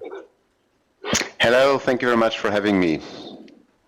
And lastly, we have Vitalia Kornichuk, Vice President and CFO of Victoria Bank, who develops, hi Vitalia, good to see you, the ESG strategy and scoring criteria at the local level as well. Now, as you see, we have quite a wide mix of our panel members today. And just to make sure that we give equal exposure to each of you, I will be quite strict with the time, just to make sure that we do cover all 5 angles in the 1 hour and a half that we have ahead of us. I will start with Michael. So, Michael, what kind of support does EBRD provide to the financial sector in Moldova in terms of capacity building and technical assistance to promote sustainable finance and responsible investment? Hi, everyone. Thank you very much for this opportunity. So I've been running a company that's called Global Sustain for like 17 years now, and we've been working with the EBRD for over 5 years now. And we've worked around many countries of operation, including North Africa, Central and Eastern Europe, and Asia. There are a lot of opportunities out there for companies, but also financial institutions that are clients of the EBRD. First of all, you all know that EBRD is an institution that strongly supports environmental and social, as well as governance issues in lending and investment decisions. When it comes to financing, there is the environmental and social policy of the EBRD that needs to be taken into consideration. Also, when the EBRD is giving out loans or investments, certain criteria need to be met in terms of environmental and social, as well as governance issues before the investment takes place. Also, during the time of the investment or the loan, there's also the monitoring of the environmental and social risk factors that need to be taken into consideration. Last but not least, there are also other opportunities that clients may take advantage of. I work as an international advisor for the EBRD, and SMEs are also supported through the Advice for Small Business program. My company is a registered advisor in countries of operation. So whenever there is a need for an SME to advance the ESG capacity building, or there is a specific training for the EBRD, for the ESG, then EBRD calls out international advisors to help out these companies. And companies can benefit on a wide range of products and services. For example, building their ESG strategy. They can also make the first steps for producing an ESG sustainability report, or have an in-house, ESG training. I also delivered in 9 Balkan countries and Southeast Europe extensive training on ESG and how companies can build internal governance and functions and procedures to integrate ESG considerations. Also, I would like to pay attention to the financial intermediaries. And by this, I mean banks as well as private equity funds that work very closely with the EBRD. EBRD is dispersing money to these intermediaries, and they want to make sure that their money and the use of proceeds are spent according to and are distributed according to environmental and social principles. So to this end, we also deliver a lot of training and capacity building to financial intermediaries that are clients of the EBRD, for example, banks, leasing companies, private equity funds, even stock market exchanges can benefit from such services.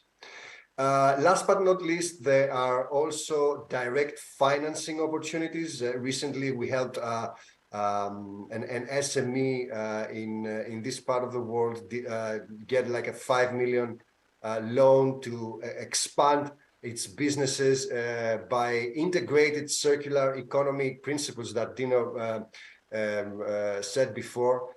So we can see now that loans are tightly closed, as well as investments to ESG targets.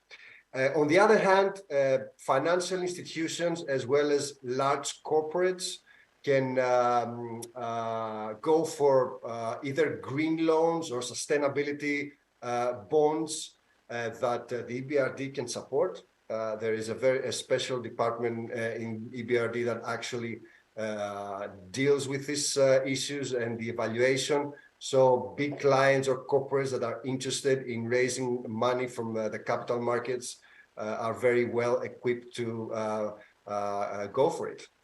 Also, I'm aware that EBRD also provides technical assistance to stock market exchanges around the world that they can build internal capacity to draft guidance notes on how ESG reporting should be done for listed equities. And another issue that we worked is for even sovereign funds, sovereign wealth funds that are now, are responsible for managing the assets of the national economy and state. They can also benefit from working with the EBRD to build this internal capacity on ESG. And another very critical issue to, make sure that we reach the furthest and the most and the smallest one of the companies. Digitalization is the key when it comes to ESG. EBRD has developed an environmental and social risk management system for partner financial intermediaries, as well as a very comprehensive e-learning program that we developed together with the EBRD, that they're available online for free for EBRD clients. So anyone interested can join the courses and even get a certificate. That's some sort of an introduction. Dino, back to you. And if there are any further questions, I'll be very happy to answer. Yeah, well, Michael, there is a Chinese proverb which says that every 10,000 mile or kilometer journey starts with a step, and probably the first steps are to events like this one where people talk about new concepts. But equally, I think the training that you have mentioned in Southeast Europe, and just to give an impression on the scale. What's the reach of such training program? How many companies or individuals were actually trained in those new concepts? Approximately, I mean. Right. When it comes to training financial intermediaries like banks and private equity funds, this happens mostly in person. So it's a live, physical, training. We had people for 15, 20 people up to 40 people, which are basically risk managers from banks, ESG officers now, climate experts that work now in financial intermediaries, sustainable development directors, or even investment analysts that want to make sure how ESG can be integrated into investment decision-making process. When it comes to SMEs, I had a training virtual that happened in the Balkans. There were 120 people over a course of 8 hours. It was split in 2 days. Yes, so events now can take place like this one, hybrid. So the technology gives us also this option. Yeah, and one final short question, Michael. How do you measure the success of your programs and initiatives? Just briefly. Very good question. I would refer to an American saying that says, "Show me the money," right? In all capital, disbursement decisions nowadays, either this is loan or investments, these are now tied to ESG performance. Once I see an SME, that received lending or money based on ESG factors, then that's a success for me, Or when the entrepreneur always asks me, what's it in for me, right? Why shall I invest in ESG? Why is it good? Because simply put, it gives you new markets, to respond to consumer preferences. It reduces your cost when it comes to operational cost or regulatory cost. It's better risk management. You explore many factors, and you also upgrade your brand. You're a better employer. You have a better image in the business. You create a competitive advantage. So that's how success is measured. And also now I see a lot of companies doing a lot of capital raise through ESG. I also work for a rating agency. I work for Moody's. The downgrade on credit ratings based on ESG factors can somehow mean millions of dollars to the bottom line of the companies. So these are also now tied together. If you get this right, the ESG performance, then you get many other things right, including your bottom line, which is the most important thing of the company. Michael, thank you very much. From Chinese proverbs to American saying with Michael Spanos from EBRD. Thank you very much. Thank you very much, Dino. Sarba, good afternoon again. how does UNDP raise the awareness on the Sustainable Development Goals and encourage the public to adopt sustainable practices? Can you hear me well? Just want to Yes. make sure. Excellent. As you know, the UN system has historically focused more on sort of public sector sort of goals, but the SDGs was a bit of a game changer. It also included looking at different ways we can mobilize sustainable finance for the sustainable goals. When the sustainable goals were adopted by many countries, it was clear that the SDG finance gap amounted to around $4 trillion a year in order to achieve the 17 goals. In addition, the COVID-19 pandemic has also created a bit of a scissor effect in SDG financing, where the demand is not sufficiently met by available supply. So in this context, the role of finance and private sector has become very critical to achieving this gap. For example, we know that if we can align around 1.1% or around $4.2 trillion of the total assets allocated, held by banks, institutional investors, asset managers, this can meet this gap. So at UNDP, we're very focused on aligning up to $1 trillion of both private capital investment, but also public expenditures with the SDGs. So if sustainability and the SDGs are to be achieved, it is essential not only to redirect, but change the enabling environment of private capital to reorient towards, renewable energy, looking at protection of biodiversity, looking at social, different kinds of things that generate more employment. We know that a critical player in this are international institutional investors, such as sovereign wealth funds and pension funds, where my previous speaker also alluded to, who hold up to $115 trillion in assets. And they should be looking at it for both a risk management perspective in the context of climate change and also opportunity. We know, for example, the portfolio of the largest pension funds, less than 3% is invested in like resilient infrastructure. And this figure is even lower for developing countries. Why haven't capital been aligned with SDGs? We know policy is one issue, the right regulatory incentives. We know, for example, in the renewable energy, so much money is going to fossil fuel subsidies. We also have issues around lack of market information. The risk return profile is, the perception of risk is often, treated differently. We also need new kinds of instruments, blended financing, new kinds of mechanism by which this can become more attractive to investors. And we also need to make sure that in this effort, we focus on populations that have been the most negatively affected. So how can we, for example, empower women-owned businesses? More than 70% of women-owned businesses have inadequate or no access to financial services. So even though they have 30% of the world's businesses, only 10 have access to capital to grow, and there's a significant gap.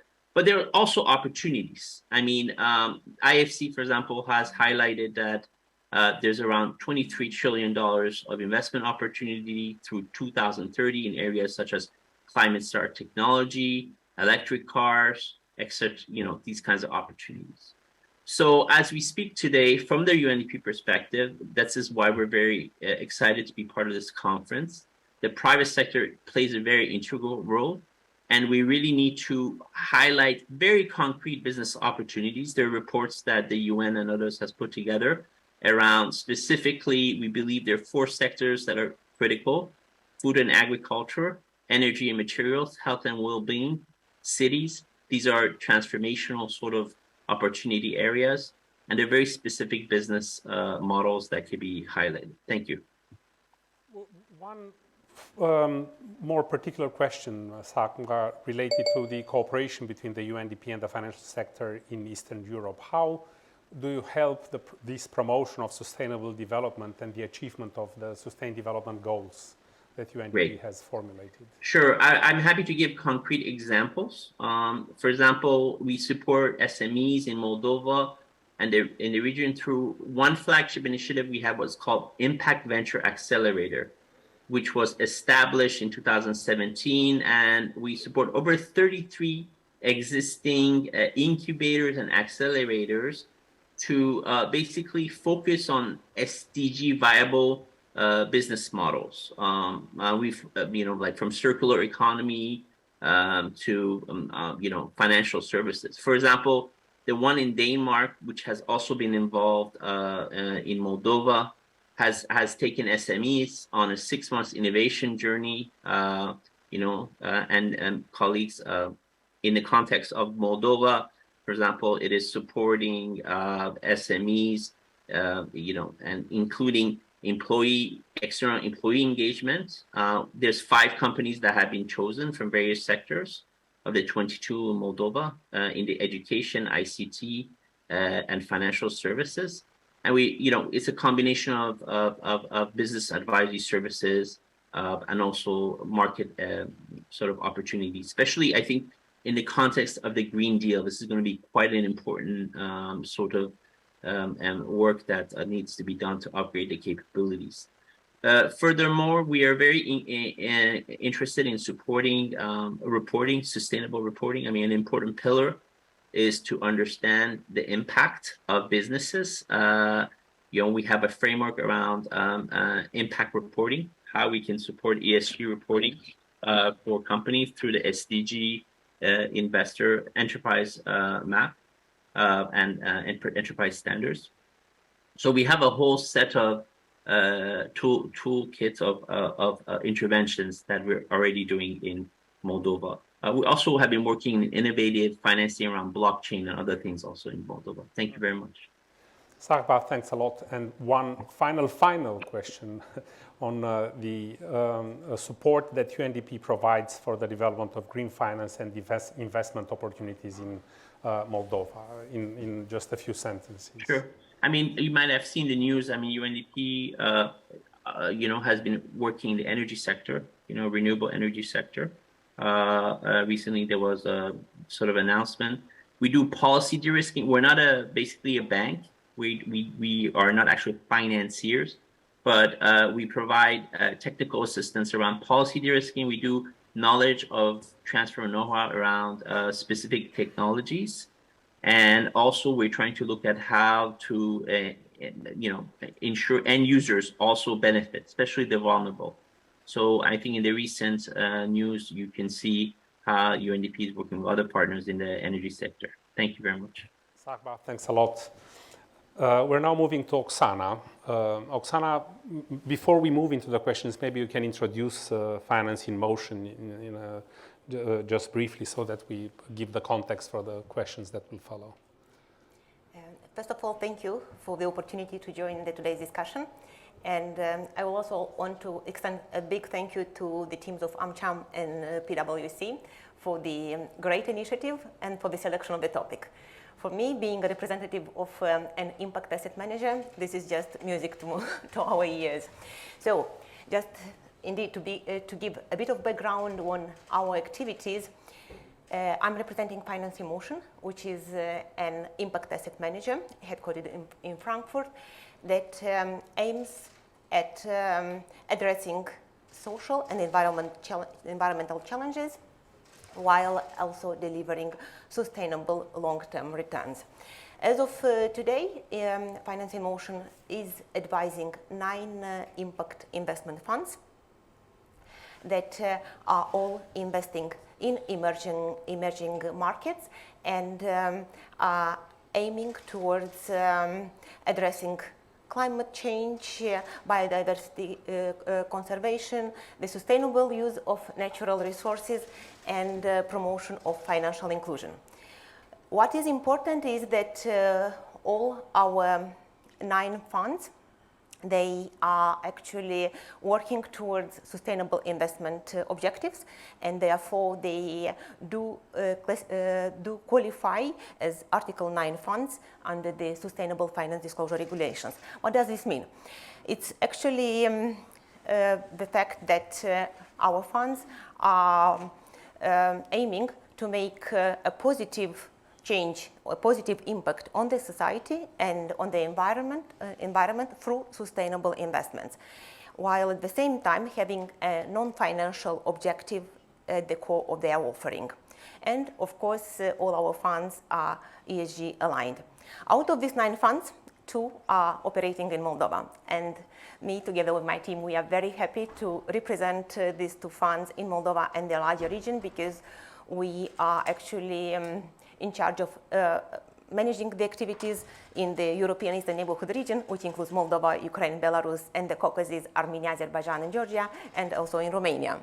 So I'm very proud to be engaging particularly with the financial sector. So very shortly about the 2 funds that are operating in Moldova. This is the European Fund for Southeast Europe, EFSE, which is our social fund that aims at fostering economic development through increased access to micro, small, and medium enterprises for business competitiveness, business development, and also employment generation, and also to low-income households for housing purpose in order to improve living conditions and to positively impact the development of livelihoods. All this we are doing through financial intermediation, meaning banks, leasing companies, and microfinancial institutions. The other fund is the Green for Growth Fund, which is our green fund and aims at advancing investments in energy efficiency, resource efficiency, and renewable energy. Again, partly through financial intermediation, but also directly through corporate and project finance financing. So this is very shortly about us and our activities, and now if to... Yes, one question. I mean, I know that probably those criteria may be specific to the fund or the type of investment, but which are the main criteria that Finance in Motion uses to evaluate investment opportunities in Moldova or in the wider region that you have mentioned, but looking from an ESG angle? Indeed, as I mentioned, all our funds are ESG aligned. Yeah. So this means that ESG considerations are incorporated throughout the investment cycle, starting from our investee screening to structuring of the investment, portfolio management, and of course, monitoring. Mm-hmm. In this regard, we do undertake a very thorough ESG risk assessment. What do we look at? We try to assess the potentially significantly adverse impacts, and we also assess our investees' capacity and commitment to manage and mitigate these impacts. What does this mean? We are actually looking at such area as environmental and social. First, that our investees have in place the relevant policies, procedures, the whole environment and social management system. We look also at how their HR policies and overall the approach towards employees is being done, and overall at the lending activities and the structure of the portfolio. Lending activities, of course, core focus is on responsible finance practices, and in terms of portfolio structuring is what types of activities are they financing, and what is the underlying risk, and if they do have the systems to assess the ENS risks of their portfolio, as well as to categorize, and also and if they do have an exclusion list, for example, because there are certain industries and areas or economic activities that are very intensive from this regard and do bear increased ENS risk. And of course, governance is also an important part of our assessment. We are looking throughout the organizational structure with a significant focus on the ownership, their transparency, disclosure overall, governance in terms of efficiency, diversity, and at the management, the overall strategy of the bank, also remuneration throughout the company, so because everything has, as we say, has to be balanced. Mm-hmm. But as I mentioned, it's ESG is a very complex area. The requirements and standards are evolving and developing.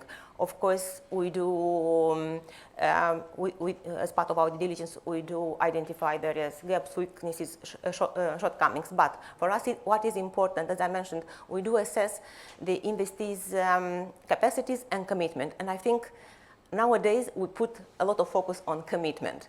If the investees are committed to take actions in a joint effort with us, with our financial support, to embrace the ESG agenda, to go a bit further, and also why not be a front runner in the sector, in the market? Because again, as an impact investment fund and also asset manager, we try to deliver impact on many levels, starting from individual partner, but also their clients, their stakeholders, the markets they are operating in, and also the countries. And in this regard, on top of the financing that we are providing, similar to EBRD, we are providing dedicated, tailored technical assistance. We invest a lot of money to support our investees to build the knowledge, the technical expertise, and to be able to implement the best practices in the industry, because this also helps us to ensure that we implement successfully our investments and up to a high standards. Mm-hmm. Well, you mentioned something which is extremely important, because people start from a relatively plain field, and commitment is to some extent more important than the actual achievements to date. But to what extent, depending on the comprehensive list of criteria that you have mentioned, if you put commitment next to it, does it generate significant workload, or it helps more in changing mindsets in the near term? Exactly. When I say commitment, it's about us and our investees embarking on a joint journey. First of all, it's about the mindset. It's about raising the awareness about the different topics, and it's a learning also curve. Mm-hmm. We do provide in this regard a lot of trainings, dedicated trainings. We try to make it at the level of the institution, that across the institution, all the departments are aware, are on the same page, do embrace the new standards, whatever they, if now we are talking about ESG, have a full understanding, are aligned, are coordinated, and are willing to take steps and to increase their knowledge and deliver on our requirements, and be able to implement our requirements that usually, not usually, but being EU-based funds, our eligibility criteria for the financing are largely, particularly if we are to talk about the Green for Growth Fund, which is the Green Fund, are EU taxonomy aligned. Mm-hmm. By this, we are also bringing the know-how, the understanding of sustainable economic activities in the countries we operate. And therefore, we consider that we take also a market-enable role, or catalytic role, mm-hmm. to build the knowledge, to bring the standards, and importantly, to help our investees to implement those standards. And for this, the technical assistance support is key. Okay. Do you have one success story from Moldova, preferably, or otherwise from the wider region that you have mentioned that you are coordinating? In Moldova, as also mentioned during the first panel, we are at early stage, at the beginning. And I think in this regard, we do have a very great partnership. And it's the example where the financial institution is being committed. Mm-hmm. Is being committed to be up to the level to embrace the best international standards, and seeing this commitment, we actually were eager to engage with the respective bank in Moldova. I don't know if I can say the name, but maybe yes, because exactly, it's not because giving it's an example. It's actually the largest bank in Moldova, MAI, that we have financed including last year, through both of our funds, EFSA and GGF. And therefore, we are actually tackling on both social and the green aspects. And we are just about, in a joint effort, to embark on a comprehensive, I would say, green transformation journey, whereby we will help the bank to incorporate the ESG considerations into their overall business strategy.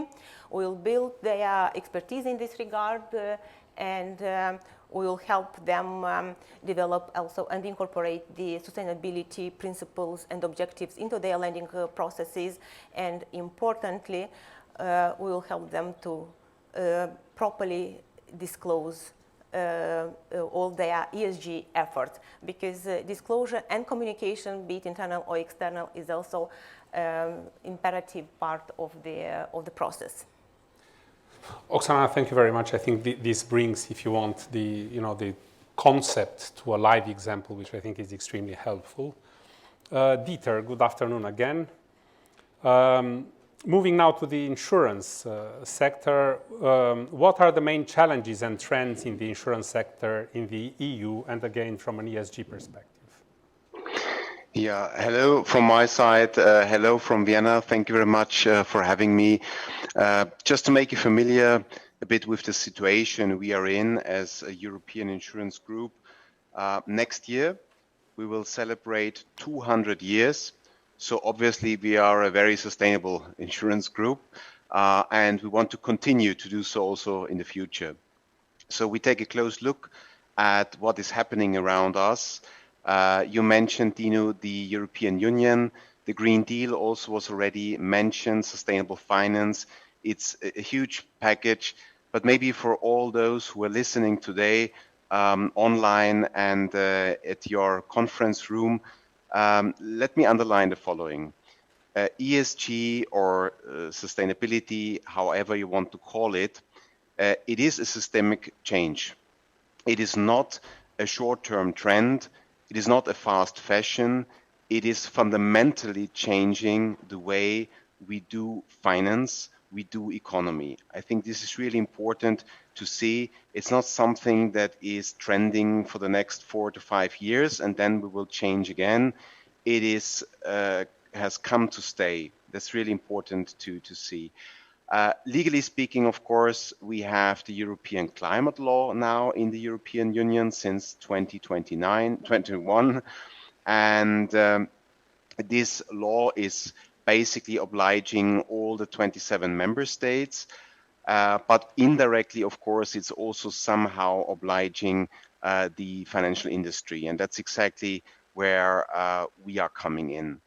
So we are free in what we are doing, but we must be very transparent. We have to say what we do, and we have to do what we say. So we have to be very transparent. Sustainability reporting was already mentioned.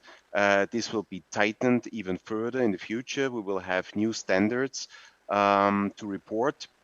It's the so-called ESRS, the European Sustainability Reporting Standards, something very, very strict. Now, how are we as Vienna Insurance Group, also through our operation via Donaris in Moldova, tackle this issue? We are operating in 30 countries. And as you can imagine, these 30 countries are moving at very different speed, but they're all moving in the same direction, which is sustainability. So we have to be very well balanced in what we're doing as a group, not to exaggerate in one or the other market and not to underperform in another one. So this is a great, great challenge that we are facing. But again, we are not only in a legal environment, we are also in an economic and financial environment that is pushing us in that direction. It was already mentioned by one of the colleagues that we have a lot of other stakeholders pushing us as financial industry in that direction. It is the rating agencies, it's the analysts, it's the investors. So in brief, it's the capital markets that have high expectations. So even if you don't want to move as a company, you will be moved. Or if you don't move, one day you will be removed. So I think it's really important to understand that the environment is substantially changing. Also, our business partners, you know, the large corporates that we insure, they are changing. Also, the reinsurers, they are changing a lot. The big brand names, you all know them, they are changing. And of course, they also expect us to change. So we will receive less and less reinsurance capacity to take risk into our books when they are not green. So from that side, there is clear expectation. The same goes also for the banks. We have a lot of banks in Austria and other countries who clearly say there are certain economic activities we will not finance any longer in the future. So there, the banks are doing the hard job. We as insurers are coming a bit behind. Now, what is our role to play? Basically, as insurers, we are in a unique position compared to banks, asset managers, and so on, because we have basically two levers.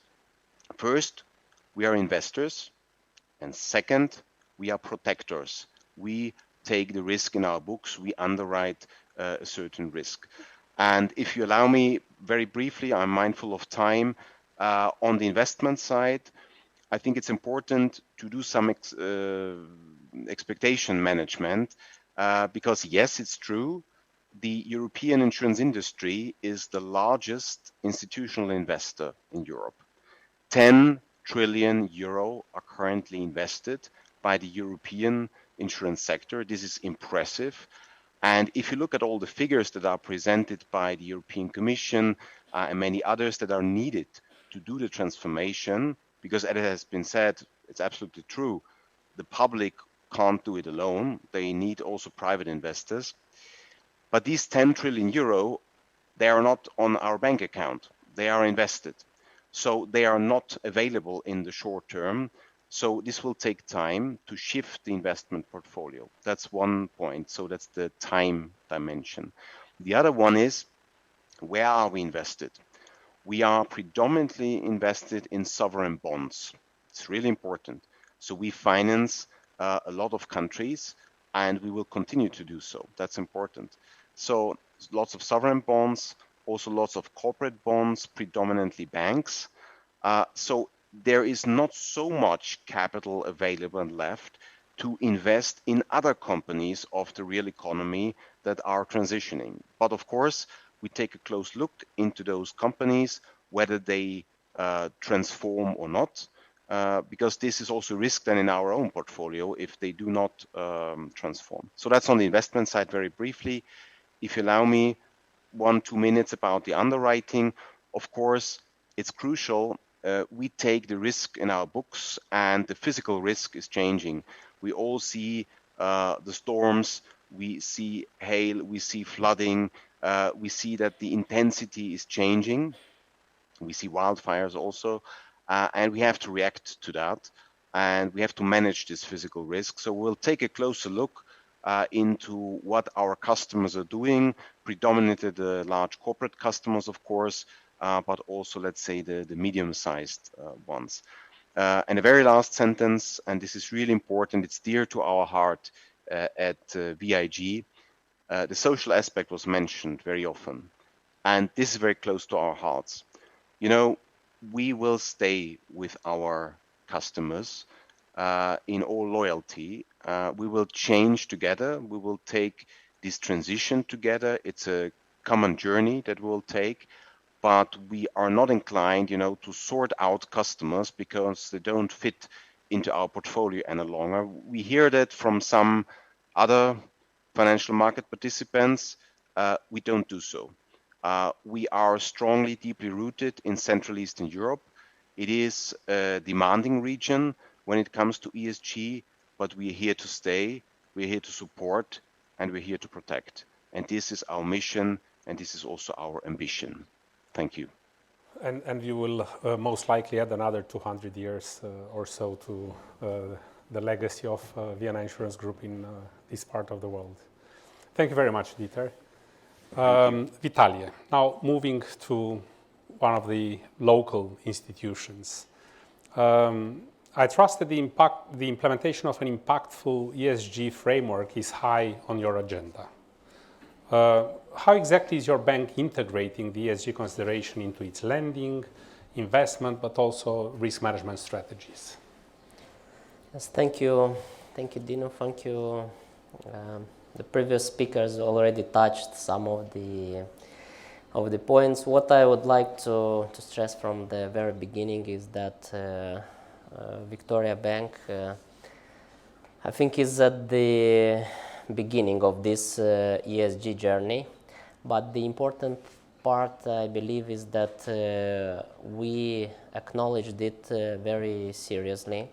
So it's on our agenda at the highest level. So last year we have adopted the strategy for the next 3 years, and the ESG topic is among the key strategic initiatives, which means that it's always at the board discussion, at the board of administration, which is the supervisory board.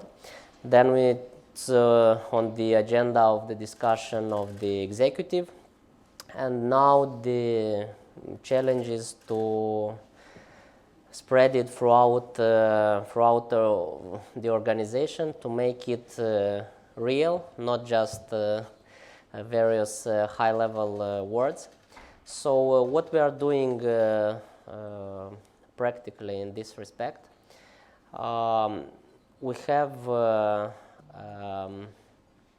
position of ESG officer in our organization, which is currently under finance. We had this under operations before, but we have decided that it would be more suitable to move it under finance, directly under the CFO area. Why? Because ESG has a lot to do with reporting. And this year, for the second year, we are preparing the ESG report for consolidation at BT Group. We have not yet reached the level of preparing our own sustainability report, but we are preparing and delivering the data for consolidation purposes, which I must admit is a big challenge for our organization, because the amount of data and the type of data that we need to gather for these purposes is quite big and quite sophisticated. So we want to make a proper governance on this and to have a clear point from where the data is collected and where it is stored, who is responsible for this. So again, as a practical step which our bank has taken, again being part of Banca Transilvania Group, is being in process of adopting an ESG policy at the bank level, so which will highlight the main areas related to all the three letters from ESG. What is our purpose, where we want to be, and how we plan to achieve this. Again, this is work in progress, but again, the good thing is that it is very high on the bank's agenda, and I think in 1 year, if we'll have the discussion in a more or less similar format, I believe the achievements would be feasible, and we'll have something more specific to report to the audience and to all the stakeholders. I have noted that in the next year event we will measure progress. Okay. Now you talk to a lot of SMEs, to farmers, for example, in particular. What kind of support are you providing to your clients? Because in the end, I think the education of your portfolio or client portfolio would, help you in moving the needle to wherever, to the right? Yeah, I think again we all here must acknowledge that the level of the financial literacy and financial education among population and SMEs here in Moldova is not very high. So we have to invest a lot in explaining our clients, our partners, what is the right way to do things, what is the right way to finance or not a business. So, for example, at this stage, again, as part of BT policies, we have some industries, sub-industries, which we do not finance as part of our ESG criteria. But for those where we finance, we try to be close to them, to explain, to train them how to do business, how to report, what is the importance of accurately reporting figures, not to hide.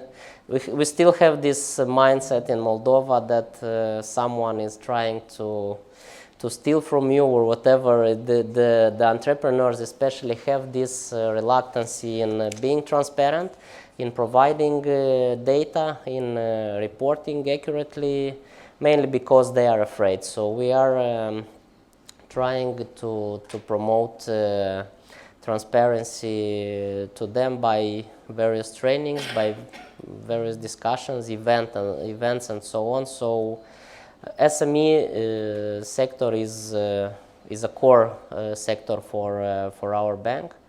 That is why we are very close to them in this respect. The change in mindset that we were discussing also with Oksana is essential in any business or industry, and I think probably this is one of the most difficult to achieve. But on the other hand, we run annually in PwC at the global level a CEO survey, which talks about level of optimism or pessimism these days in the global economy. But one of the interesting outcomes of this survey for this year was that businesses which will not transform, in the 10, 15, 20 years will become less relevant. Or will probably disappear. Or probably disappear. And ESG is probably one of the dimensions of the change that companies would need to go through. And becoming less... If I may, Dino, please. Just a small comment on the previous... about the direct help or impact that we do on SME. The first speaker, I think, touched this issue of digital and digitalization.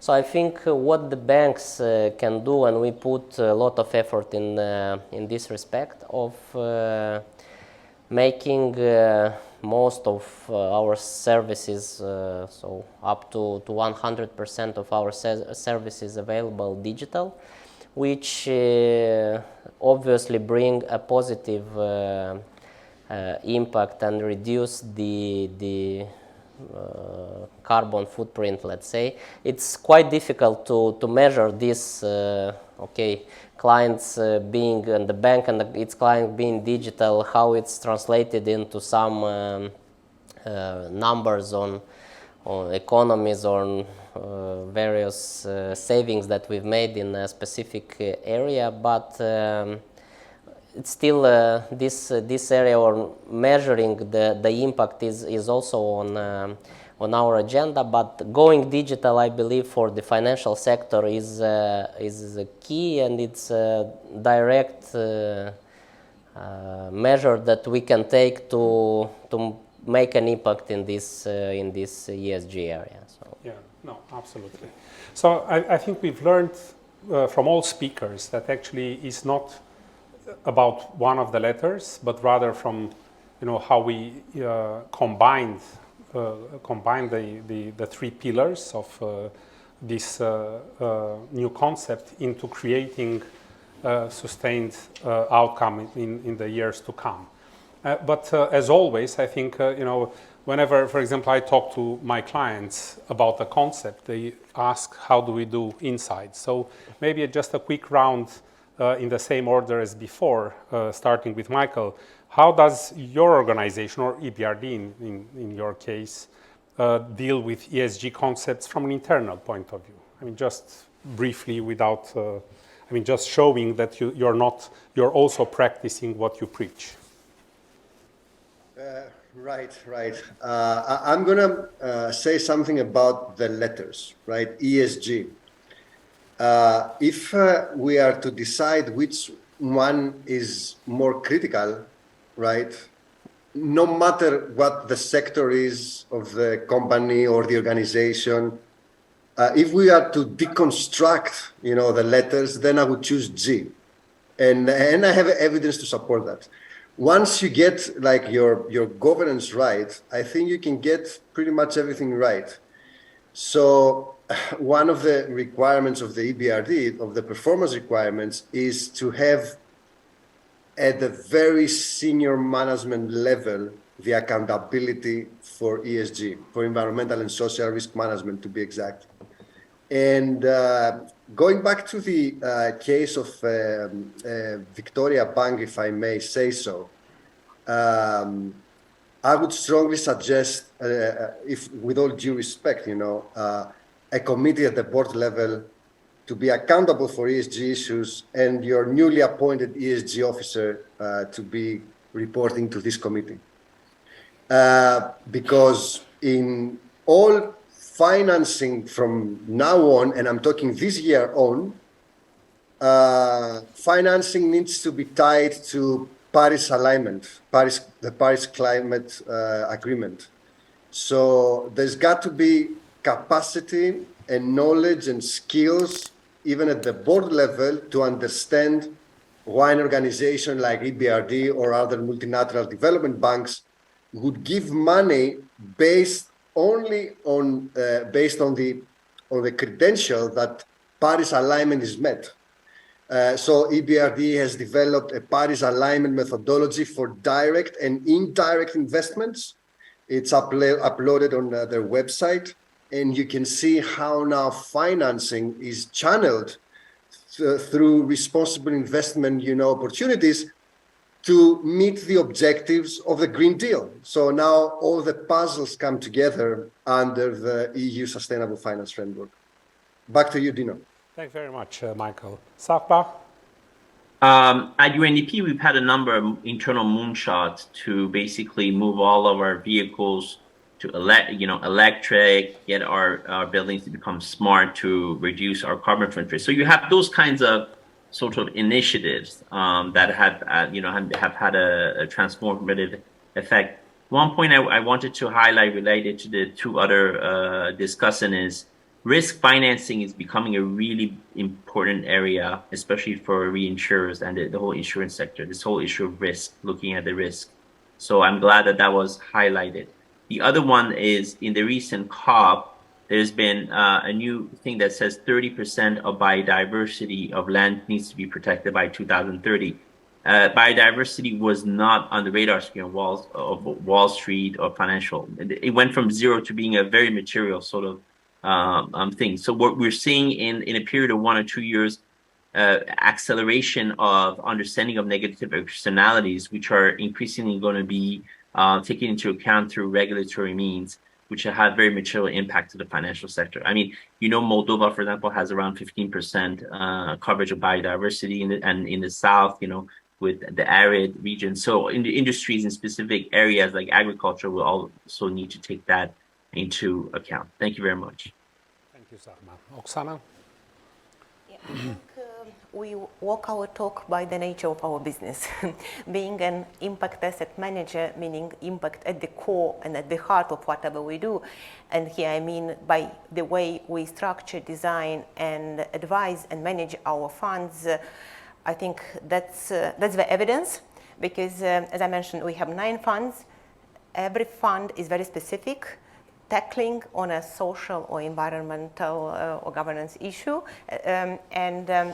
In this regard, also, I think it's worth mentioning our approach overall. We take a holistic approach. We come with sustainable investments, sustainable financing for our investees that are in turn used for on lending to support sustainable development and economic prosperity. And we come also with the technical assistance, the non-financial part that, if you ask me personally, this is the greatest value that we can bring to actually act on all the ESG related matters.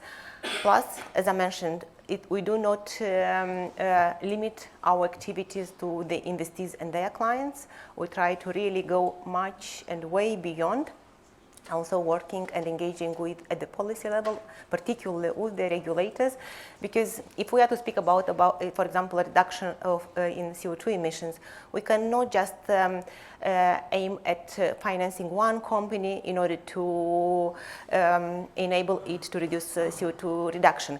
What we are instead aiming at is ensuring a long-lasting and larger impact, meaning we do engage with financial institutions, we do help them to measure and monitor the CO2 reductions of their clients, and we also help them to develop the green products dedicated for financing of those specific businesses, and of course we do provide the financing for these purposes.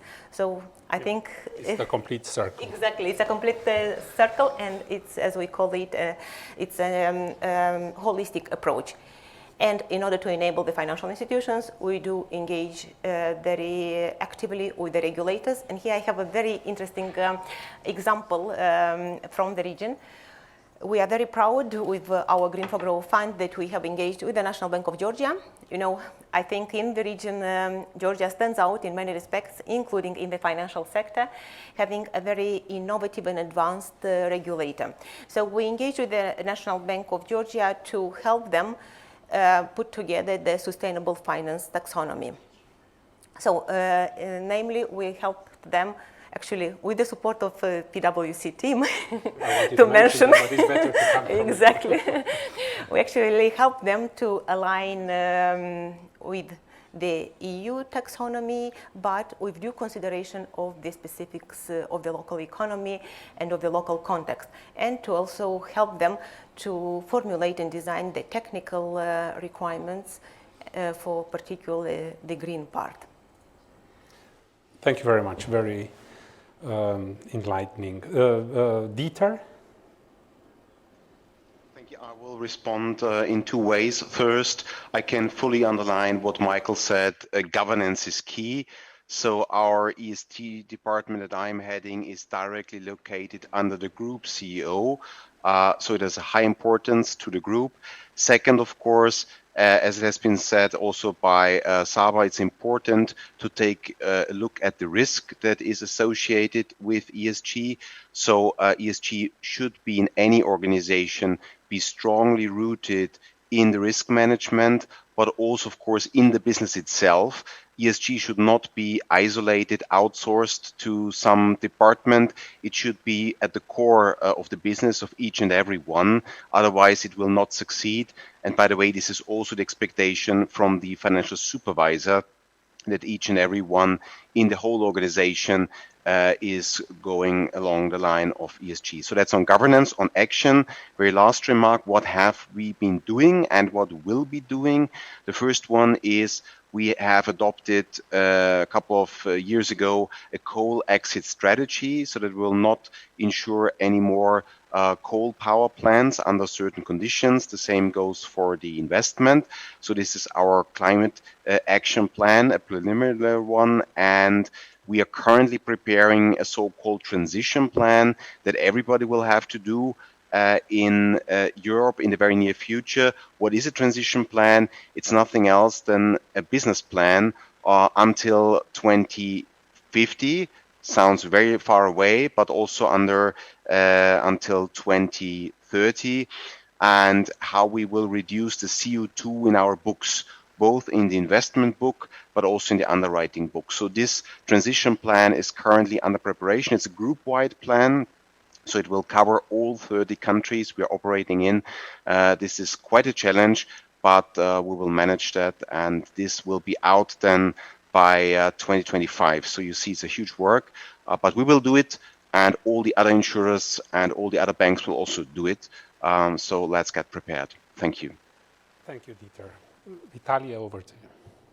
Okay, so if I got correctly, your question is how we do internally, what is the status in terms of governance, and all my colleagues touched it, and Michael specifically addressed to our case. I want to say that we have a formal green board, which is part of the supervisory board in Victoria Bank. We have this direct reporting line. So from let's say documentary point of view, it's there. What we should do now is to make it happen. So to make it real life reporting, real life communication, and not just ticking the box. And I will give you a very good example on how we acted as a bank, and every business in this room can act. Is that a few months ago, when Moldova passed through a serious energy crisis with the various blackouts and so on, we have taken several common sense measures, which gave us from 20 to 30% economy on our energy consumption. Electricity. And when apparently the situation calmed down, so we have been discussing whether we should keep this or not. And we decided to keep most of the actions taken. Why? Because it's good for everyone. So having, like I said, up to 30% economy from some basic and common sense measures. This and if everyone here implements this, this would really make an impact. So this being said, I think I will pass to you for the final conclusions. Yes. Well, very interesting discussion. I think time flies. So I thank Michael, Sahba, Oksana, Dieter, and Vitalia for the insights into this conversation. So what my takeaway is that ESG is no longer a concept which is nice to have. We're no longer at the stage where we sit on the fence and watch what others are doing. And the winners of tomorrow will be those who probably better understand the importance of this concept into the future of their business. Yeah, so with that, I conclude this session. I thank you all for the participation, the panel members, and you, the public. I would have wanted to open the session for a couple of questions from the audience, but I don't think there is time left for that. So thank you very much. Thanks a lot, Dino, and all the panelists. Actually, if it's a quoting season, then I would say that this small step for the business community in Moldova of discussing the ESG topic is probably looking for a huge leap in developing the sustainable economy altogether.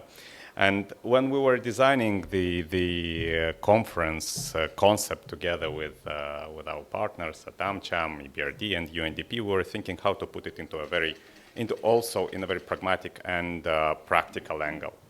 And I'm happy that both Albena and Oksana have mentioned the EU taxonomy, and we're thinking to start presenting the concept here because it's a foundation of ESG in the EU space, but in a practical manner. Since we have our colleague Petr online, I hope, right now, Petr Dovolil from PwC Czech Republic.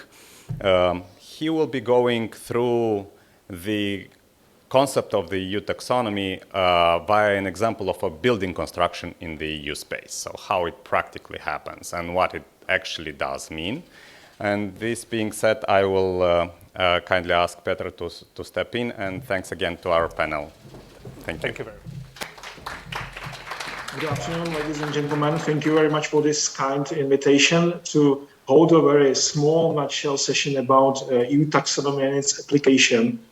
And I think, you know, I will just follow up on what was said in the beginning when I tried to somehow clarify for businesses what is the importance of ESG. It is like a second ball on a football pitch. Yeah. Previously, we played the football with one ball. It was quality, time, and price mostly. And now there is a second ball. And it's an opportunity to make businesses more sustainable. And actually, the yardstick for sustainability is in the EU taxonomy. And my presentation will be very short, very schematic, but I hope that it will show you that it is not that difficult. Yeah, it's about that you start building EU taxonomy aligned assets and think in with this new paradigm and new mindset about EU taxonomy. So what is EU taxonomy? EU taxonomy is a robust, uniform classification system of sustainable economic activities. To understand it properly, it's like a phone book. It's a phone book of activities, and it says what those how to achieve sustainability for these activities. It's actually already 2.5 years old, and now it was established by EU taxonomy regulation, which I suggest to you to read through because it's a new speak for this specific classification system. And there will be now they are now launching 6 sets of very detailed phone books about what is sustainable. And we are now somewhere behind the middle point. We've got some technical screening criteria, these phone books already established, and we expect something more this year. So it may be said that this year, the whole architecture, EU taxonomy, will be more or less fixed, and it provides a good guidance for investors to start thinking about what instruction to give to designers in terms of sustainability, and it is a major change. And also, I would like to point out to you that it will not be only environmental objectives, but gradually we see that social taxonomy is embedding also in this sustainability arena, and we are moving from frameworks to standards to these taxonomies, which will also talk about relationships within the supply chain, in employee rights, and rights and behavior of companies towards consumers and users. So it's not only about environment. So it is something through which all investors will now measure sustainability. So ESG is measurable sustainability.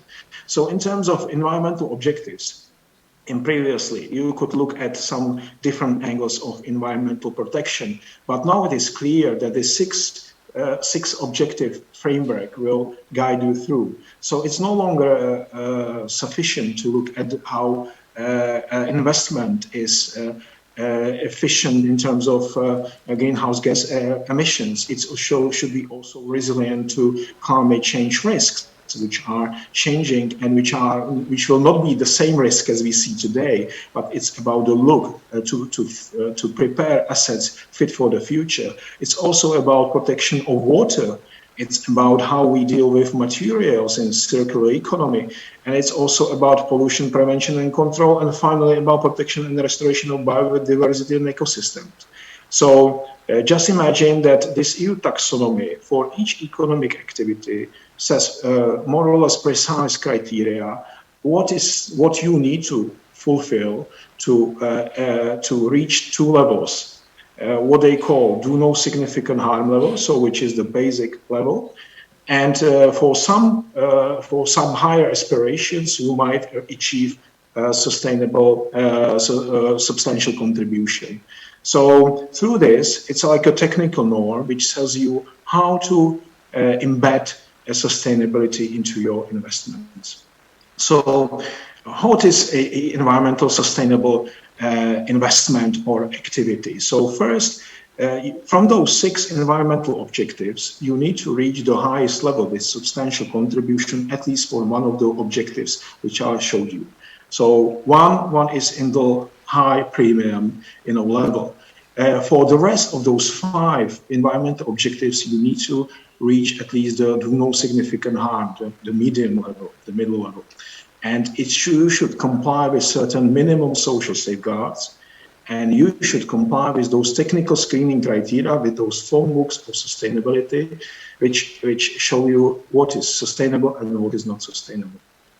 So this is important because now we are really moving from PR departments to investment departments and to risk management departments that needs to somehow measure sustainability alongside standard economic and financial qualifications. And what is important about the sustainability concept, that you should assure that it is sustainable across the life cycle. It's no longer sufficient that that sustainability is embedded at the end of the before the asset is commissioned and put into operation.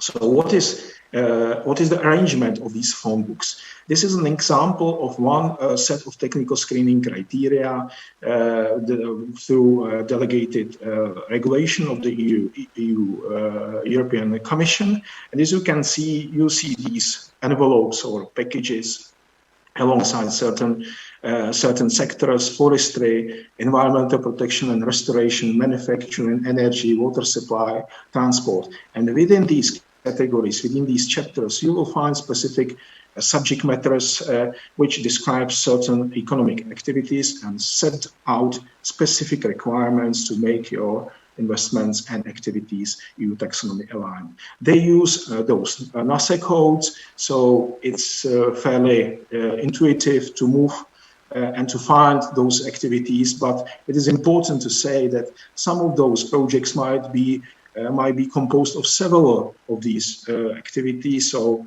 you need to learn how to use it. So I will show you now one example of these technical screening criteria. It is about new buildings. It will be very short, but it will show you how it works. So it is the section 7.1, construction of new buildings. It's for development of building projects, both residential and non-residential, including designing, and it will be applicable without any time limit, and it concerns these NASA codes. So what is the substantial contribution and mitigation, that premium level? So in order to have new buildings complied with this substantial contribution requirement, you need to fulfill these three criteria. The first one is for applicable to all buildings, so you need to be at least 10% lower than the threshold for nearly zero energy buildings, and it should be approved by way of energy performance certificates. For certain larger installations and buildings, you need to also prove certain thermal integrity and other aspects. In terms of adaptation, it would be too long to speak about it. I will only refer that there is a special annex which lists physical risks, and you should test your asset whether it would be sufficient to resist future climate conditions. For your information, for non-residential buildings, you might even have these very specific requirements regarding saving characteristics of these water-related installations. So wash hand basin taps and kitchen taps have a maximum water flow of 6 liters per minute, and others. It just shows how this is granular, and it starts really with the talking with designers that these things are embedded early in the project, because it will be then difficult to remove it and replace it by some other installations. For what is important, there is a big focus on circular economy. So you need to at least use 70% of the non-hazardous construction and demolition waste, either for reuse or recycling or other material recovery. So it will completely change the way how building construction business works. So there is a big push to reuse materials and use it for further constructions. I don't need to go to too much length to other components. I just wanted to show you that this is very, there are clear-cut criteria. They can be used like any technical norm, and it's used to know about it, because if you do not know about it, you don't know where to go, or you might get lost. So I think for any new construction, it is important that you try to think about how to comply with your investments with the EU taxonomy, because once you build it up and it will be EU taxonomy aligned, it will be more attractive to the tenants, especially those firms from the European Union, which will need to report it in their non-financial reporting. So it's about value creation. Of course, sometimes it's about the level of maybe lower ambition, but always try to set up your own targets with the use of EU taxonomy. It's not difficult. And as you can see on this picture, it clearly shows how ESG is now translated into the EU taxonomy. So we've got 6 environmental objectives, and those acronyms in the brackets shows the relevant general in European sustainability reporting standards, which are now being developed. So all this will not be only tracked at the level of projects. It will be tracked in the non-financial reporting of firms, which will be audited soon. So finally, that's all. We cannot speak at length now, but we prepared also a capacity building program where we can, 6-day program, when we go into details of this EU taxonomy alignment, climate proofing, social proofing, environmental proofing, ESG standards, and ESG purchasing. So I hope that this presentation gave you some comfort and also courage that you should look into the EU taxonomy and use it in your practice. Thank you.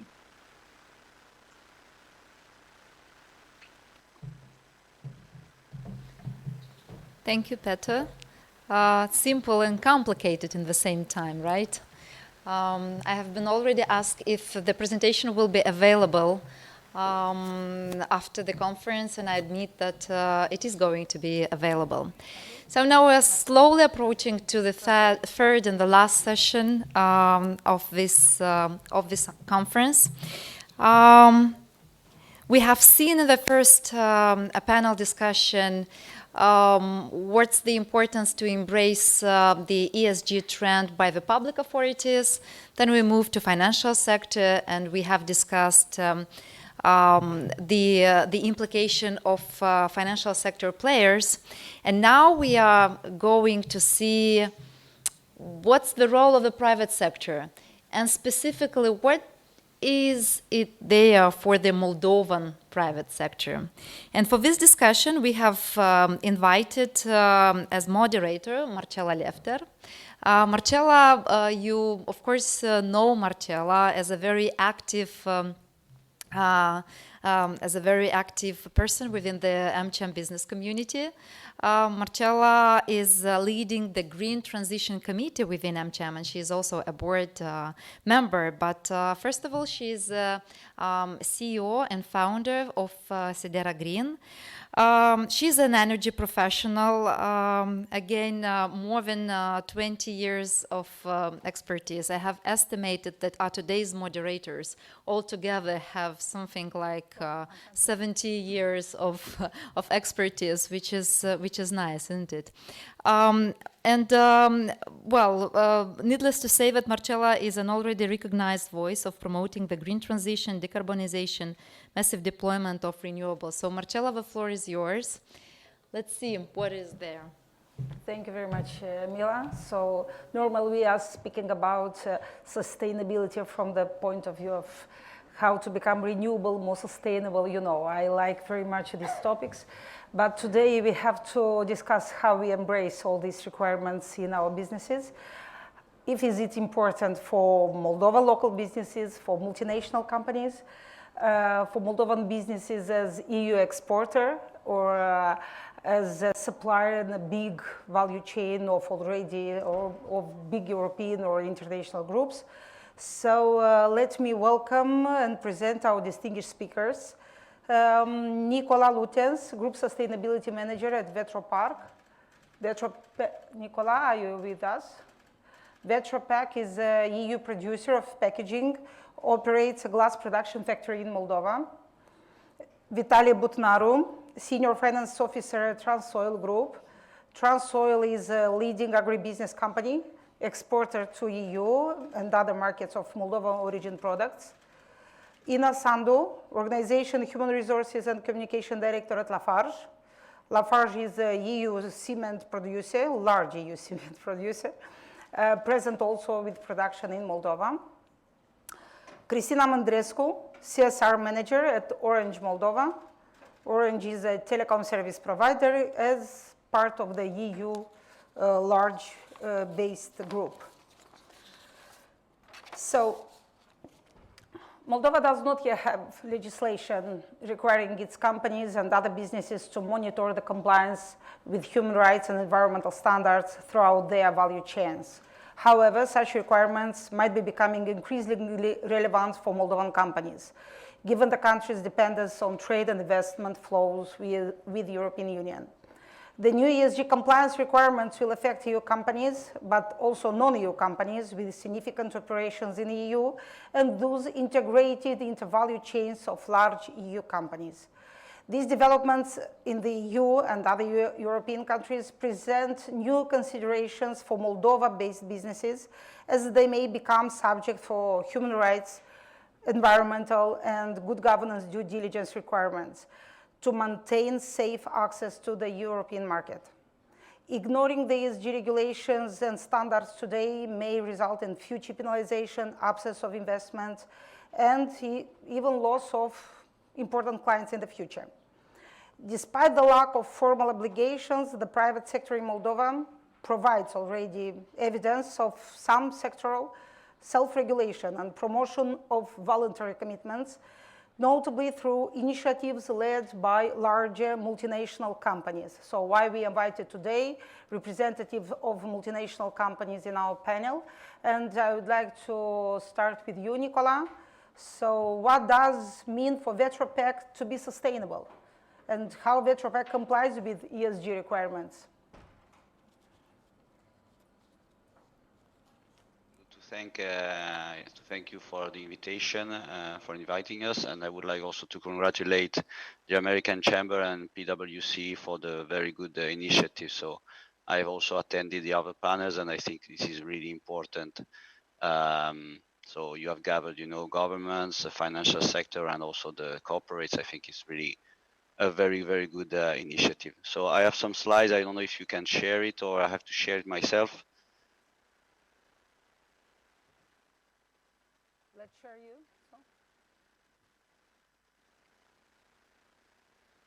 Can I share my slide? I will try to share my slides. Please share. Yeah. Sure.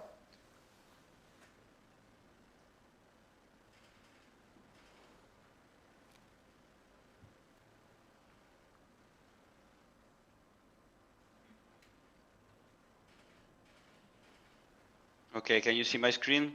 Yes. Good. So basically just one word on my company. So Vetropec is a glass producer. As you can see on the screen, we have different locations in Europe, and one location is this one in Chisinau. So we have almost 4,000 employees all around Europe, and our turnover is around 800 million euros. So for us, sustainability, first of all, the glass for us is a healthy material, endlessly recyclable and refillable. We have started working on sustainability back to the 70s. We implemented a recycling glass scheme in Switzerland. And for the future, our goal is to be sustainability front runners in the glass industry. Here you can see some of our objectives. So reduction of carbon emissions. We are committed to the Science Based Target Initiative. We want to increase also the percentage of used glass in our bottles, so up to 70% in 2030 and so on.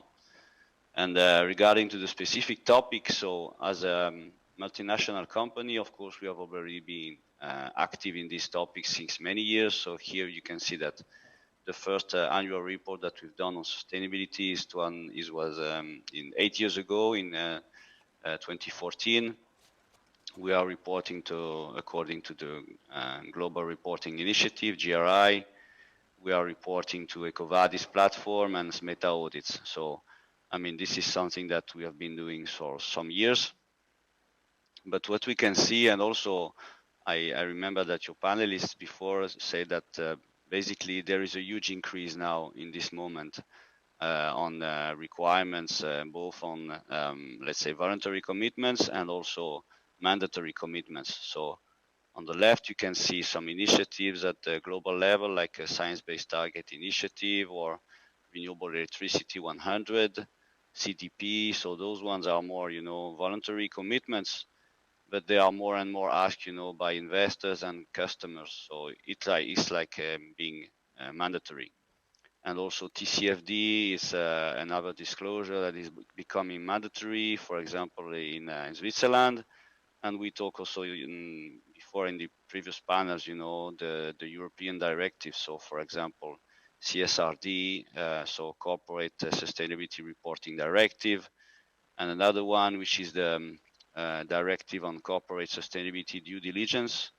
So this one is really about, sustainable supply chains.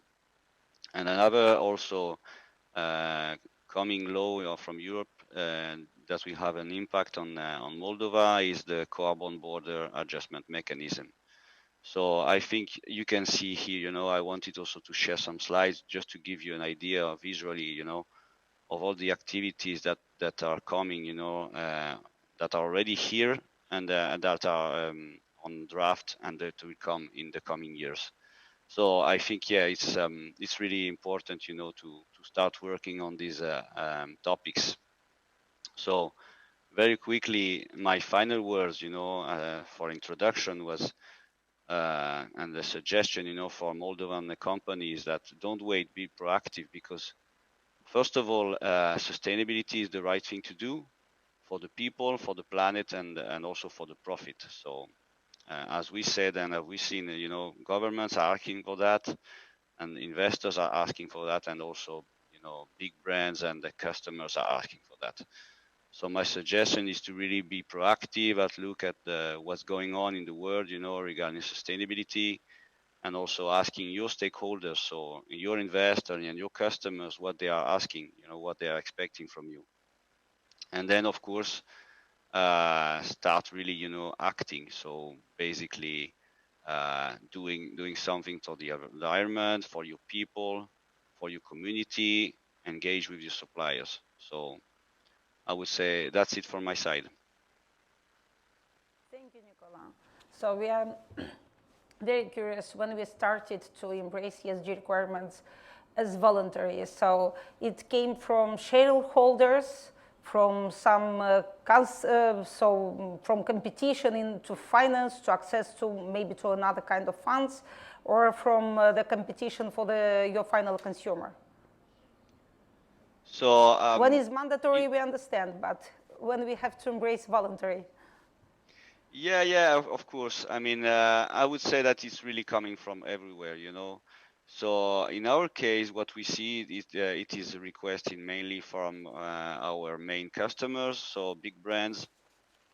But what we see also from other companies and competition, and also what we've seen also from the other panels, from the finance market. Also, investors are really strongly asking now for a sustainability or ESG. And this is also why most of the big companies, are working in this topic. So I would say that it is becoming really important for everybody, and everybody is pushing in the same direction as we've seen before, governments, investors, customers. Thank you, Nicola. Be connected with us, because I will come back to you with other questions. So now I'd like to move now from one energy-intensive industry to another, and to address to Lafarge, Ina. How does Lafarge ensure the integration of sustainable development principles in its value chain? Lafarge Moldova is part of Holcim Group, and Holcim Group is present in more than 70 countries and employs more than 80,000 people. And of course, some of the panelists have mentioned before that G is a strong part of these three letters. And in our case is the case that G, governance, is a big letter in this word or in this expression, because it comes from the group. It's not nothing to hide. These are requirements. If you want to be part of this group, you have to align to some rules of mandatory rules, and we have direction that is dedicated to sustainable development, straight under the CEO of the group, which is covering a few pillars under these ESG letters. For example, under environment, we have two pillars, which are the nature and sustainable construction. Under social, we have three pillars that are representing via people and community, health and safety, human rights, and under both letters, I would say we have also some monitoring related to the water consumption, to the air pollution, and also to the sustainable procurement. So on all these mentioned pillars, I would say, we are required to report on an annual basis to the group our progress on different topics. We are monitoring them, we are implementing them. With population and urbanization. And this part of ESG is annual part of the integrated report of the group. So no financial report without ESG report integrated. Very nice to hear that we already have this kind of non-financial reporting inside of our local presented businesses, but part of the large groups. So you mentioned about sustainable procurement, and I would like to ask you, how do you educate, if you do, your suppliers, especially local small SMEs, so to struggling with the ESG implementation? Okay, our requirements related to the collaboration or partnership with our suppliers is representing via Code of Business Conduct, and this Code of Business Conduct is published on our site. And, with population and urbanization on the rise, must nature be on the retreat? How can we build a world that works for people and the planet? At Holcim, we're putting climate action at the heart of our business to build a net zero future. With low carbon materials like EcoPact, the world's broadest range of green concrete, and Aerium insulating foam for energy efficient. Also of the spend, and also of the origin of this supplier. There are regions which are considered ESG high impact, with high impact.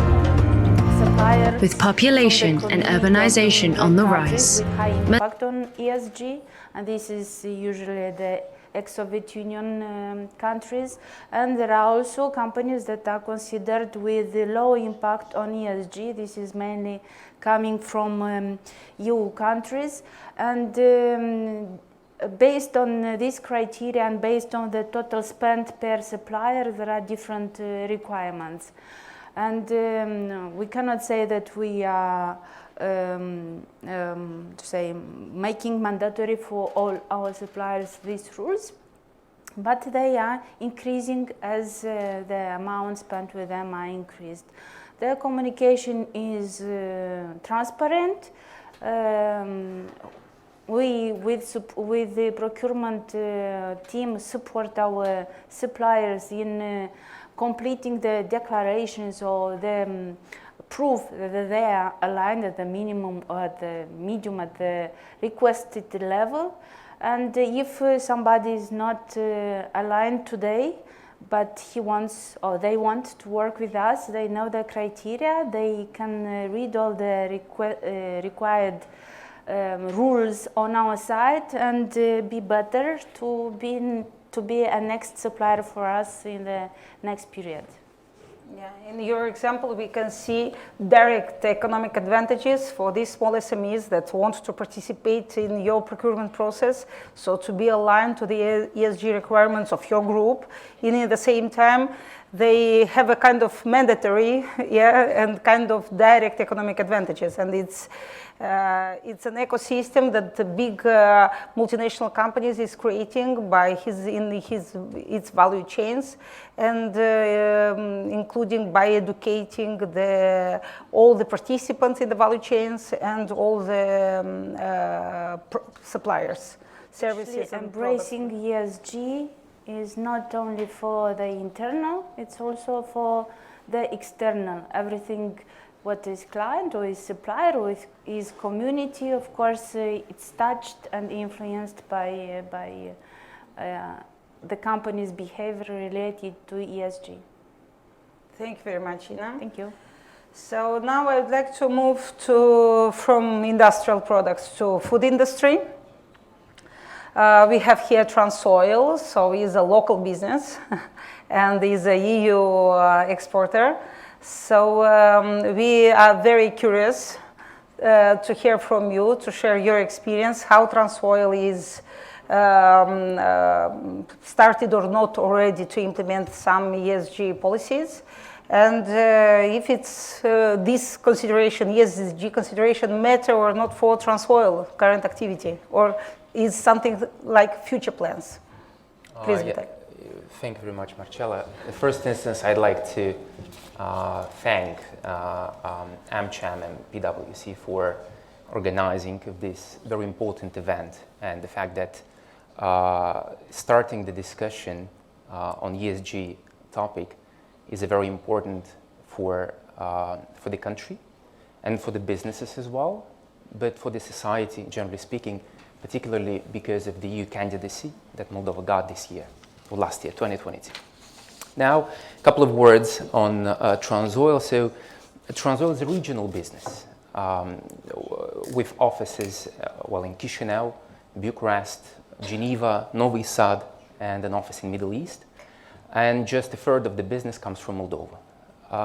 So, Transoil is rather a regional player, Central and Eastern Europe, and that's the strategy that our shareholders put in front of all of us a couple of years ago, when we've changed a little bit the shareholder structure with entrance of Oak Tree Capital Management, now part of Brookfield Asset Management, to the board. Definitely, ESG for us is not a choice. ESG for us now became already a backbone of our processes, of our day-to-day life, and generally speaking, now we are passing in a way process of business re-engineering, considering all of those three pillars that stand for ESG. So being agricultural, or rather an agri-industrial business in the region, we do export. So in 2022, we did export from Moldova alone about $400 million worth of goods out of Moldova, and about $750 million of goods from the jurisdictions that we are in Romania, Serbia, Moldova, Ukraine, to the European Union. And that's just, once again, a third of our destinations as Transoil business, or revenues crossed last year about $2.5 billion. So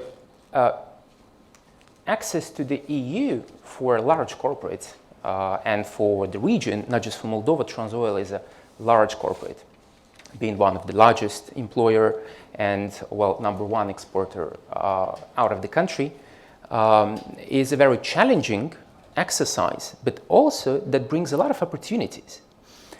Once Russia invaded Ukraine, the traditional chains of supply of, for example, sunflower oil, our traditional product that we produce here in Moldova for 3 crushing plants, but one in Serbia and one in Romania, became disrupted. So European large distributors and retail chains, they started to look elsewhere for sunflower oil because there is a huge lack of oils on the shelves of the European markets. And we've got, and just to exemplify that, what does it mean exactly?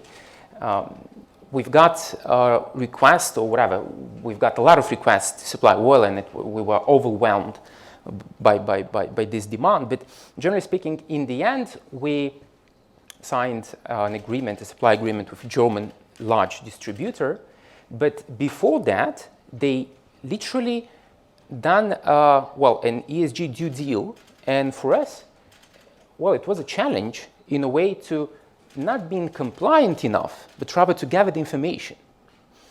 And it was in the same time with, beefing out the team, reshuffling the processes, rethinking the ERP systems and the accounting systems that we have in place. And in the meantime, we were, and we are still working on the final, when we are on the verge to produce our first ever GRI report. It's a Global Reporting Initiative report, that's a report that's going to be released in the next couple of weeks. And generally speaking, we are very well aware of the ESG importance, and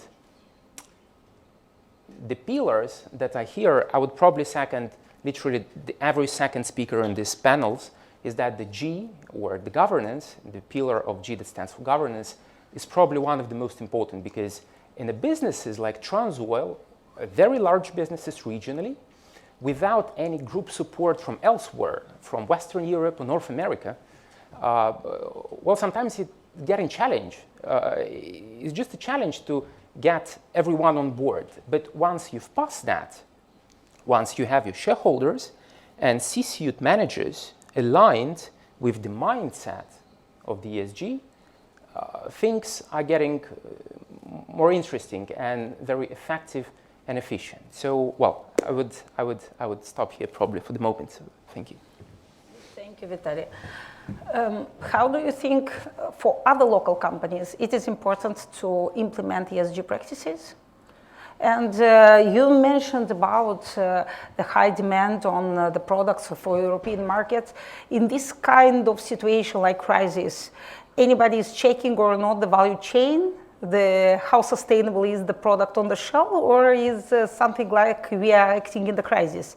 As an example from the energy market, so it's the same. In the crisis, we started to produce by fossil fuels in all the Europe. So how it was the behavior in this period?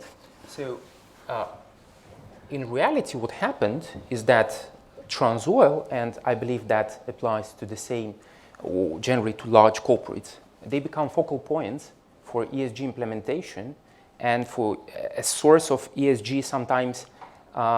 Sometimes we have to adhere to ESG, and not just us, but our suppliers as well.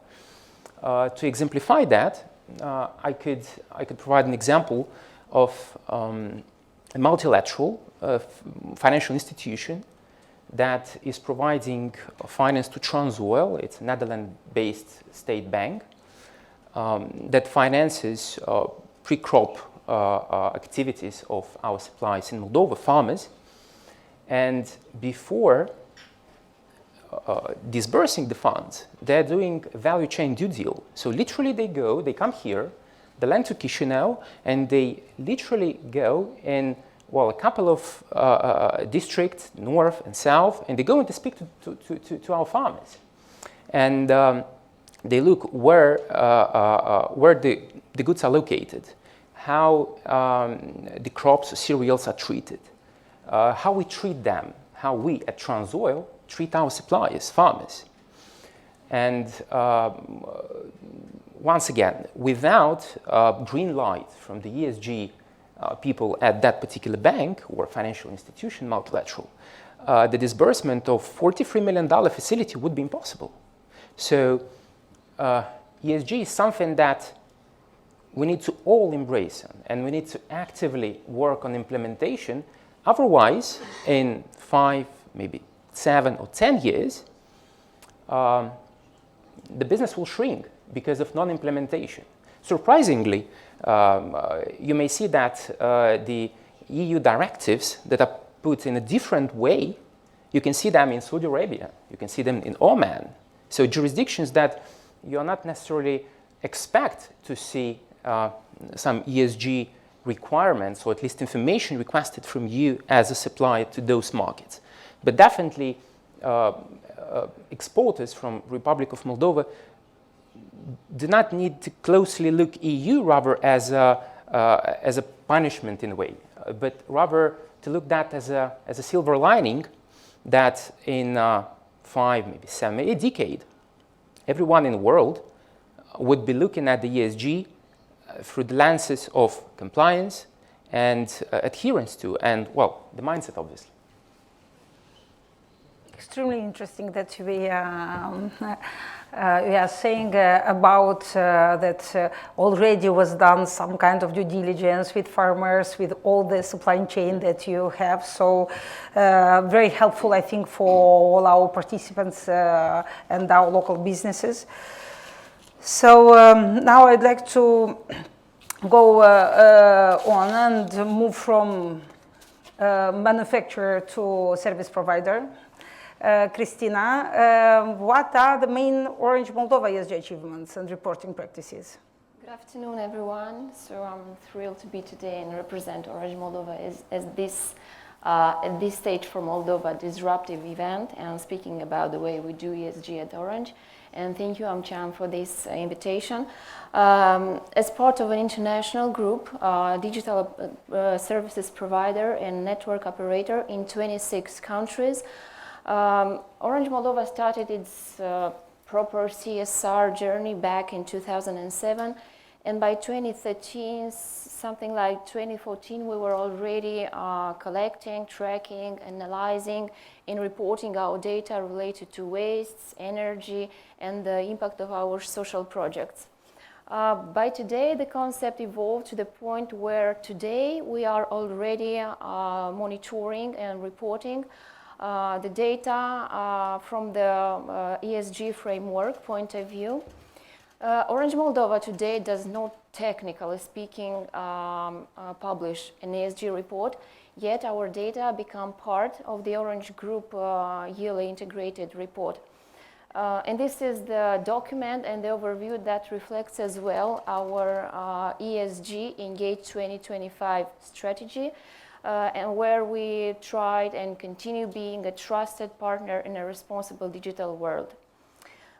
With this in mind, getting back on the pragmatical part, or how we do in ESG at Orange Moldova, I'll stick to the environment.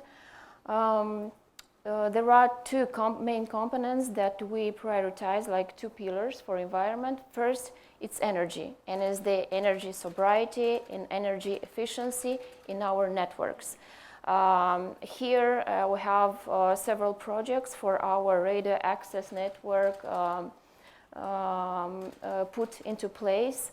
We do photovoltaic panels on our sites with a unique technology in the telecom sector in Moldova, meaning that the technology stocks the energy for the station own needs operation. And that it's not about only green, about CO2 emissions reduction, it's also, and maybe first of all, about energy resilience. Yet the main concern here, as I was saying, it's the second part is calculating the CO2 impact of the operation. While for scope 1 and 2, as you may probably very well know, that for scope 1 is our own emissions from our direct activities like oil, petrol, and gas. And scope 2, it's the emissions from the production of the energy we use. Here, more or less, the methodology is used. The group experts are the one to help us in calculating our CO2 footprint. It's not the subject for scope 3, meaning the emissions in all our supply chain, upstream and downstream. But we do work to tackle this aspect together with the group. As I was saying, after the environment, in the environment segment, the circular economy, as mentioned today, is the second pillar. And here we take care that our products do not harm the environment. Because first of all, before doing good for or thinking about someone else responsible behavior to the climate, to the nature, you have to be care of your own behavior, responsible behavior, CO2 footprint, and the way you take back from the market the goods and the products that you put in. And for this, we have several key projects, like refurbished phones. We launched it in last year, so in 2022, in all our direct and indirect shops. We collect from the market the used mobile phones and take care that they are properly treated and recycled. Even if we are needed today to do this abroad, so we all know because since given the lack of the recycling infrastructure, all these wastes of electrical equipment shall be exported for proper treatment. And last but not the least, in the circular economy, we continue collecting back from our customers the fixed equipment. As I was saying, these are our main and most important projects for the environment. And just to stress and to mention that our main objective for the environment part is to reduce our own carbon footprint. Speaking about the social, just to make a short overview, we put under the S all our achievements done for diversity, inclusion, and equality, being it done for employees, customer, or society as a whole. For diversity, at Orange Moldova, we already reached the point that 45% of the leaders are represented by women. We started working and developing dedicated projects through which we are training and requalifying women to have access to careers in technical or digital roles. We have a wide range of social benefits that we provide to our employees, and as a consequence of these several aspects I mentioned here, we are certified on gender equality, international European standard, since 2015, and this certifications is renewed every 4 years. And this is a proof of the resources we mobilize in order to ensure equality at work. And again, without not entering too many details on the inclusion part, this is kind of another, I wouldn't call it even battlefield, another a strong point of our. Both internally, where we put in place inclusive policies, accessibility policies. So all our offices and shops, of course, are equipped with access ramp for disabled people. All our offices are equipped with special amenities for them, and as well on the inclusion part, I would not forgive myself to mention the digital inclusion. We are doing at Orange Moldova for a long while. Actually, on the digital inclusion, this is the Orange Moldova Foundation that comes into force, a foundation operating in Moldova since 2009. and having today by up to over 400,000 beneficiaries. And we continue work, including in the foundation. We have aligned the strategy of our foundation with the CSR strategy as a whole. So now the main focus of our foundation is to contribute to the digital education and inclusion of the society in Moldova. So I'll stop here with the S, and maybe the G will be subject to another discussion. Thank you, Christina. But what about the reporting? Are you doing reports, formal reports, or is something inside of your group?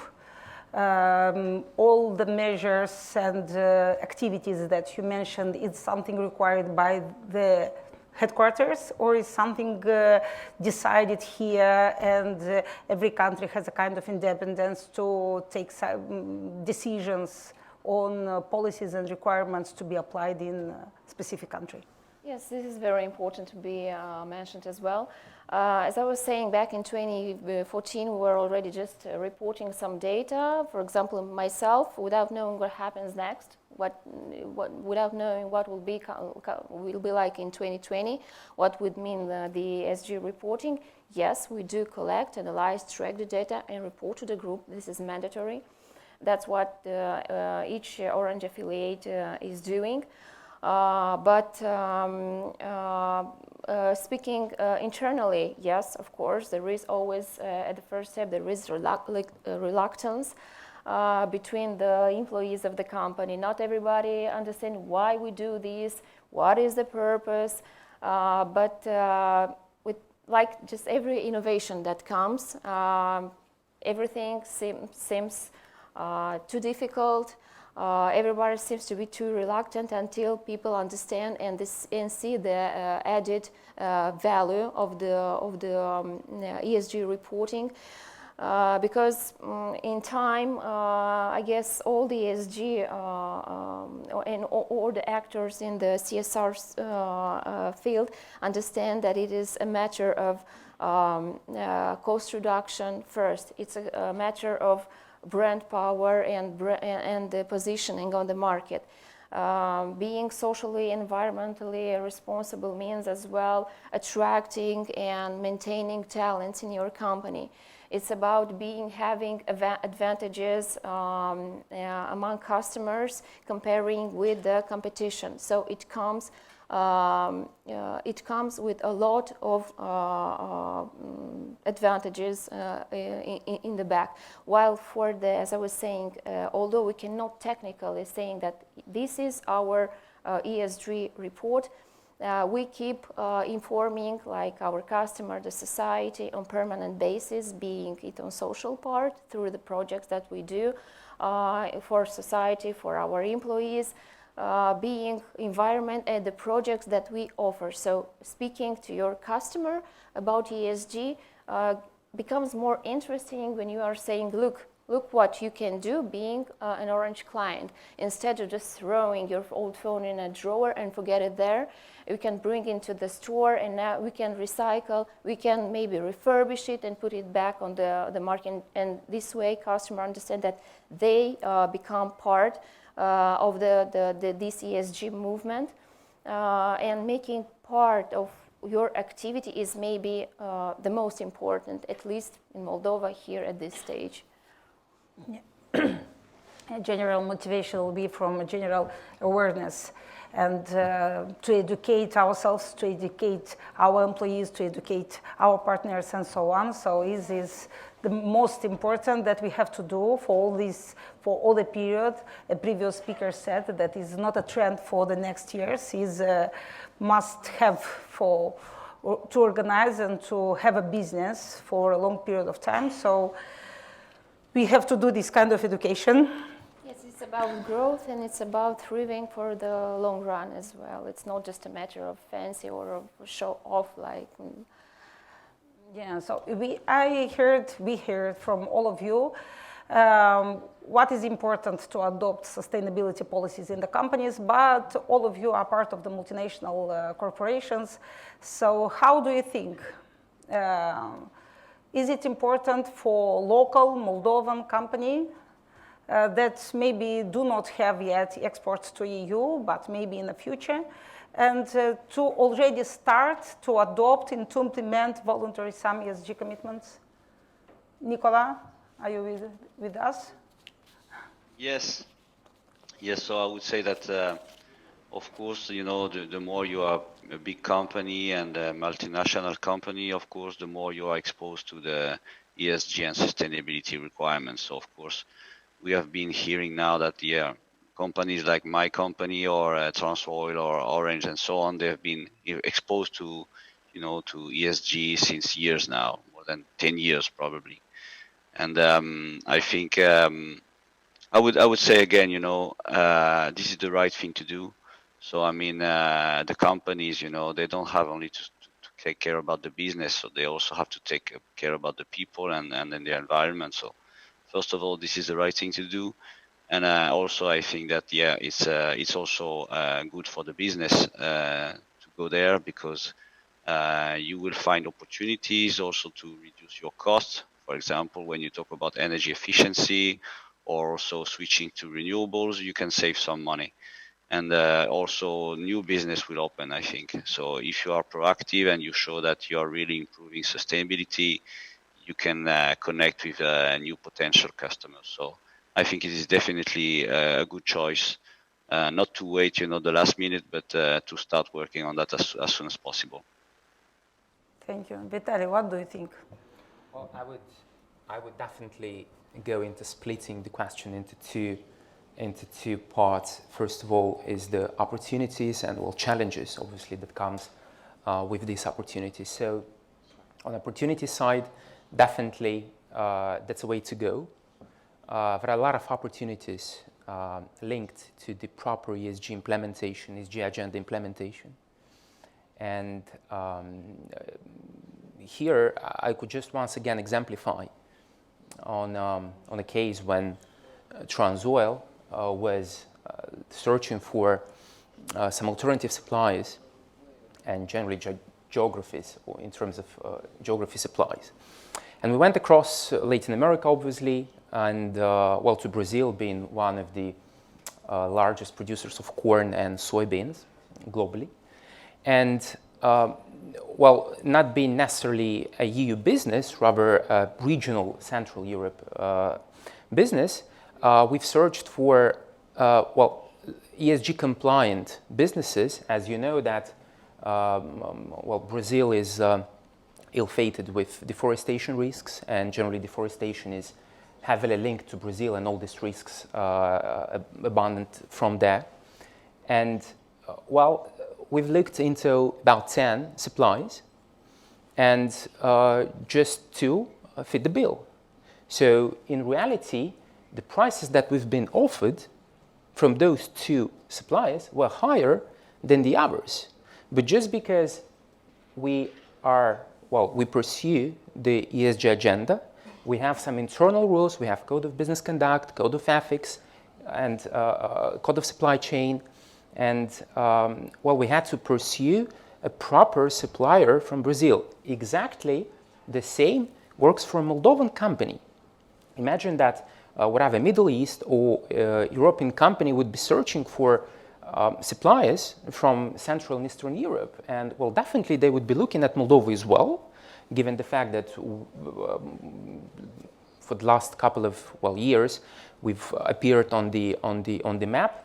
And definitely that's a significant chance for local producers that are willing and are keen to find new export markets and customers to find those clients and those export markets. I would definitely want to mention the access to financing. We do believe that the green finance and the general acceptance of the ESG compliant businesses will increase going forward. That means that in 5, 10 years' time, large businesses like Transoil, but also SMEs as well, will not be in a position to secure long-term finance without being ESG compliant. So literally, what do we believe is that in 10 years from now, if a business is not ESG compliant, then, well, banks might not willing to finance or even not keeping a bank account.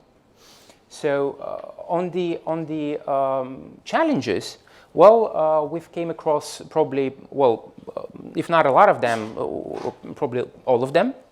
First of all, that's, well, lack of people available on the market, in particular sustainability managers or ESG managers. There are literally a handful, maybe a dozen of professionals available in the market and, well, available, working in the market, right? But they're not available. We've beefed up our team earlier, well, last year now, and, well, we couldn't find ESG manager under our sustainability manager. And what we've done, we went to the university and we took a master student from there. So we gave a chance to a young professional to embrace our mindset and to put his efforts and new ideas into practice.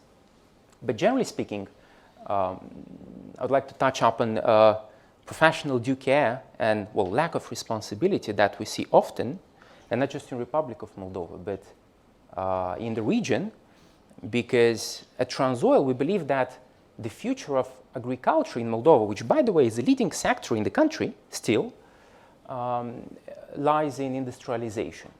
And bringing new technology, equipment, machinery, and sometimes new people, and often new people, well, we bring knowledge as well. But what do we lack sometimes is responsibility, professional due care, and despite the fact that we are working towards increasing the awareness, professional awareness, personal responsibility, sometimes, well, we have to rinse and repeat. Rinse and repeat. But generally speaking, we have a lot of data related to ESG reporting and to our novel GRI reporting. And we have an abundance of data, a lot of information, but this information is not structured well for the ESG reporting. So at a certain point in time, we had 60 managers, 60 managers working across the jurisdictions that we operate from, working on crunching numbers, retrieving information, assessing all of the information that we gather, putting all together to give or to pass the information to our consultant that, by the way, we hired to help us, to assist us to produce our first ever report. Obviously, that's a competence that we are growing inside Transoil, and we will continue doing so. But definitely adhering and embracing ESG agenda is a huge opportunity that may bring outrageous rewards. Yeah. Very interesting, including... If I may, if you convert it on ESG on simple words, I would propose to put it and see it through the human face of the business, I would say. Because all the letters and all the pillars that we are talking here are kind of belonging to common sense, right? To take care of water, to take care of the waste you produce, to take care of respecting each other, to take care of respecting human rights, to take care of the community where. So it's about common sense. Starts with common sense and then goes to rules and governance.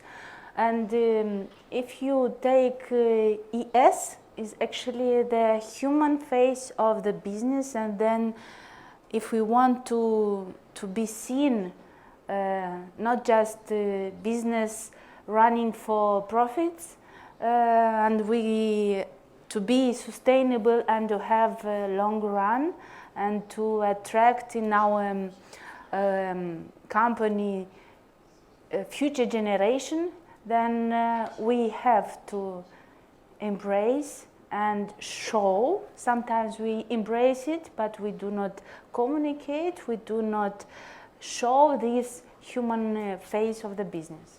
Yeah, Very interesting. Christina, do you want to add something at the topic? Very short, no doubt. Local companies shall embrace ESG. This is the first, but the second, maybe more important, is to do it the right way. Otherwise, without expertise, without knowledge, without having specialists, companies can risk and do sometimes proper, I don't know, greenwashing. While it is good to speak about being green, taking care of the nature, I don't know, cleaning, greening, each company, each player shall choose its own battle. And this is why I was very glad hearing the minister saying that the minister will take care to prepare experts to create such curricula or specialists in vocational schools. Because this is not an easy task at all. So while it might seem that, okay, I'll do something for the environment, do something for the people, this is not right, because that's why, and the common wrong understanding that sustainability is for big companies. It is too expensive. We cannot allow it ourselves. And there is another saying that the experts say, if the sustainability costs you much, then you're doing it the wrong way. So sustainability and ESG framework shall be embraced, but embraced the correct way. Yeah. You mentioned about that is expensive. Of course, it's another topic to discuss about how sustainability costs, how much, but even we have to, we don't want to see the advantages, maybe direct advantages of becoming more efficient and more reliably. It help us to save money, and maybe we have to calculate every time before to say that is costly, so it's very expensive for us small local companies to do something in a sustainable way. So to take care once again and to analyze and to calculate exactly, and I'm more than sure that we'll become with good financial results in saving money, of course. So as closing remarks from your side, dear panelists, so what would be what in your opinion, so taking into account the specific of your industries, what are the main challenges for your group, for your company, and for the Moldovan market to embrace ESG requirements? Nicola. Yes. So regarding our industry, the main challenges are, let's say, decarbonization, so related to climate change, because we are a so-called hard-to-abate sector. And yeah, I would say this is the main challenge. So, and regarding Moldova, I think, yeah, some of the panelists pointed that, yes, probably there is a lack of competency and knowledge, but I would say that, there is a lack of knowledge worldwide, because this is a brand new topic for everybody, and there are not so many people, with experience. So I would say this is quite common. But I would say, on the other hand, that is not rocket science at the end of the day. So, I mean, it's not so complex. Also, the data collection, and I don't think it's so complex. So that's it. Thank you. Ina, what do you think the main challenges? Sometimes for our company becomes the legal frame of the country, bringing some constraints in going further in being more sustainable. And if I exemplify it, we have, as group, we have the experience of on co-processing waste and being a solution for big cities and big communities in this direction. And we have in our group plants that are working on 90+% on alternative fuels. And this is a sustainable way of, definitely is a sustainable way of doing business. While in Moldova we are still lacking a lot of legislation that would help us to bring a solution for the country in co-processing the waste or the materials that cannot be recycled or cannot be reused, which would save some traditional fuel definitely, and which would collect and avoid seeing waste everywhere. This is one example of challenges and constraints that we are facing. Thank you. Christina? First in line would be the lack of infrastructure. I'll speak just from our telco point of view. Lack of recycling infrastructure. And second, legislation. Additional to what my colleagues said. For example, legislation, let's say that in Moldova there is no legislation for power purchase agreements or virtual power purchase agreements.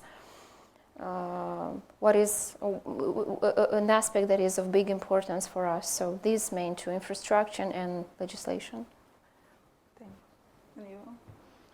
Yeah, so out of the challenges that, well, we do not see challenges, we see opportunities. Generally speaking, that's how we turn a challenge into business, but we see an increasing demand from our stakeholders on the ESG agenda. First of all, credit rating agencies, lenders, and board of directors, and the need to find a balance between a very demanding and very high bar of criteria that we need to meet in, say, a decade, and, meeting reality and knowing the, real life and the challenges, real challenges that do not depend on us locally. Another, challenge is the fact that, first of all, we need a partnership between businesses, between society, and between authorities. So in a free party, we have a gentleman's social agreement where we will increase awareness. And that's already not a challenge, that's a big issue, is the awareness and how people treat ESG-related agenda, environment agenda as well. And to overcome that, we need to come together, everyone, to be united in terms of the increasing ESG agenda awareness, environmental distinctive feature that the country has. In our field, that's extensive agriculture, and to be close to everyone, and to explain to the society how important going forward the ESG agenda is. Yeah, increasing awareness, so is exactly what we are doing now. That's right. So is exactly what the organizers, and thank you MCM and all the partners for this event, that is helping us to increase awareness, to know, to share knowledge, to share experience, and to become better. And as closing remarks from my side, what I would like to say that adopting ESG practices is first of all our contribution to the reduction of the CO2 emissions. We can reduce emissions through sustainable land use, new technologies, and energy efficiency solutions. We have to struggle all, not only multinational corporations, for a clean and safe environment, using renewable energy, recycling, doing afforestation. So let's commit and integrate sustainable practices in every business. Thank you very much.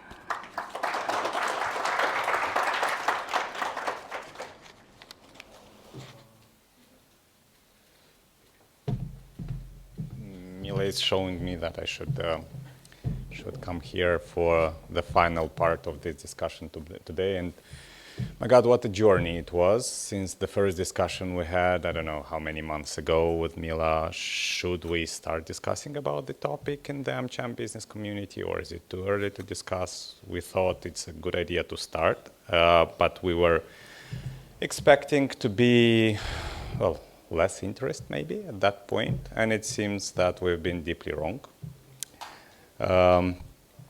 From what personally I've seen today, it's much more of what we had to discover already happening in the ESG space in Moldova than what we were sharing today, because it's a first discussion, of course. And we've tried to structure it in a way that it would cover the key elements of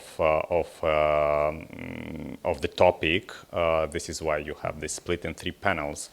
And I will very briefly, just to make sure that we are somehow aligned on what we can conclude out of today, go through the discussions in the panels. So basically, we kicked in with a public sector panel, which was a comparison, if you wish, on or taking the pulse on where we are standing in the public policy space compared to the region. Thank you, Albena, for that. And a few summarizing thoughts here would be, first of all, starting to implement the ESG policies by the public sector actually means bringing the private sector to the table and starting integrating the private sector into the sustainability discussions. And we have seen also a few commitments on creating a dialogue platform on the topic between the public sector and private sector. So hopefully that will be an action to follow up on, Mila, further on. Of course, setting up a proper regulatory environment is quite critical for the adoption of ESG, but the government should be leading by example was one other conclusion. And of course, there are finances, knowledge, convenient power available from the development partner side. Thank you, UNDP and EBRD, for being with us today and helping for this to happen. Now, then, the next panel on the sustainable finance, again, we've learned quite a few things from the panel members, which was quite representative, I must say, from the international financial institutions and development partners to the regional investment funds, impact investment funds, and local banks, so quite covering pretty much all the stakeholders relevant for the topic in Moldova. And we've seen that the IFIs, the impact investment funds, are looking at the ESG considerations already when taking an investment decision, including in Moldova. And they're measuring the success by having more and more sustainable SMEs funding from their resources. They are looking at the environmental, social aspects, as well as the business practices. But not less important is the commitment from the business and from the financial intermediary when they are taking their decisions. So to commit is also important already at this point. And moreover, some of them, as for example, VIG representative mentioned that they are planning to look at the current portfolio of clients, looking at to which extent they are compliant to the ESG principles. So overarching conclusion here would be probably that ESG is already present in Moldova in a way or another, and also it's here to stay. And there's a secondary conclusion that for this second panel, G was most important out of the 3 letters, which I think Marcel Spatari wouldn't like, most likely. So this is what we have. We have also learned from the experience of the local bank that ESG is here. Actually 2 local banks which were brought into discussion by the fact that they are already developing sustainability strategies, ESG strategies, and most likely will be assessing the SMEs, which would be, or companies which would be requiring funding by the sustainability criteria as well. And the last but not least important panel, kindly moderated by our colleague from AmCham community, Marcela, showed how important for the suppliers of EU companies present in EU are already the ESG principles to be embraced by.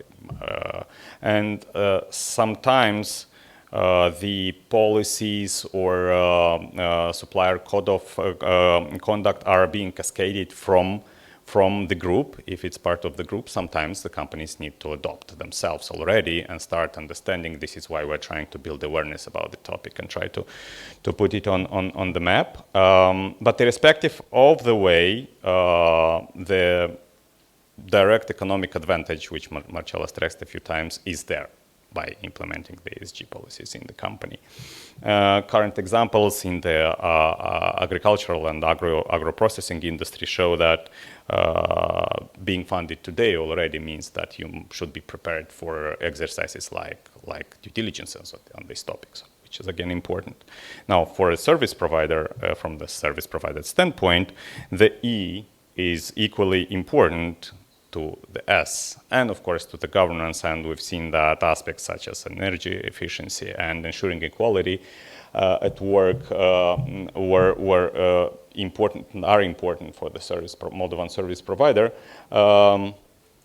And again, the conclusion here is that it's not about just a fancy trend.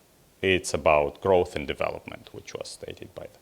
So overall, I guess it's a bit more than we expected originally when we were thinking about this event.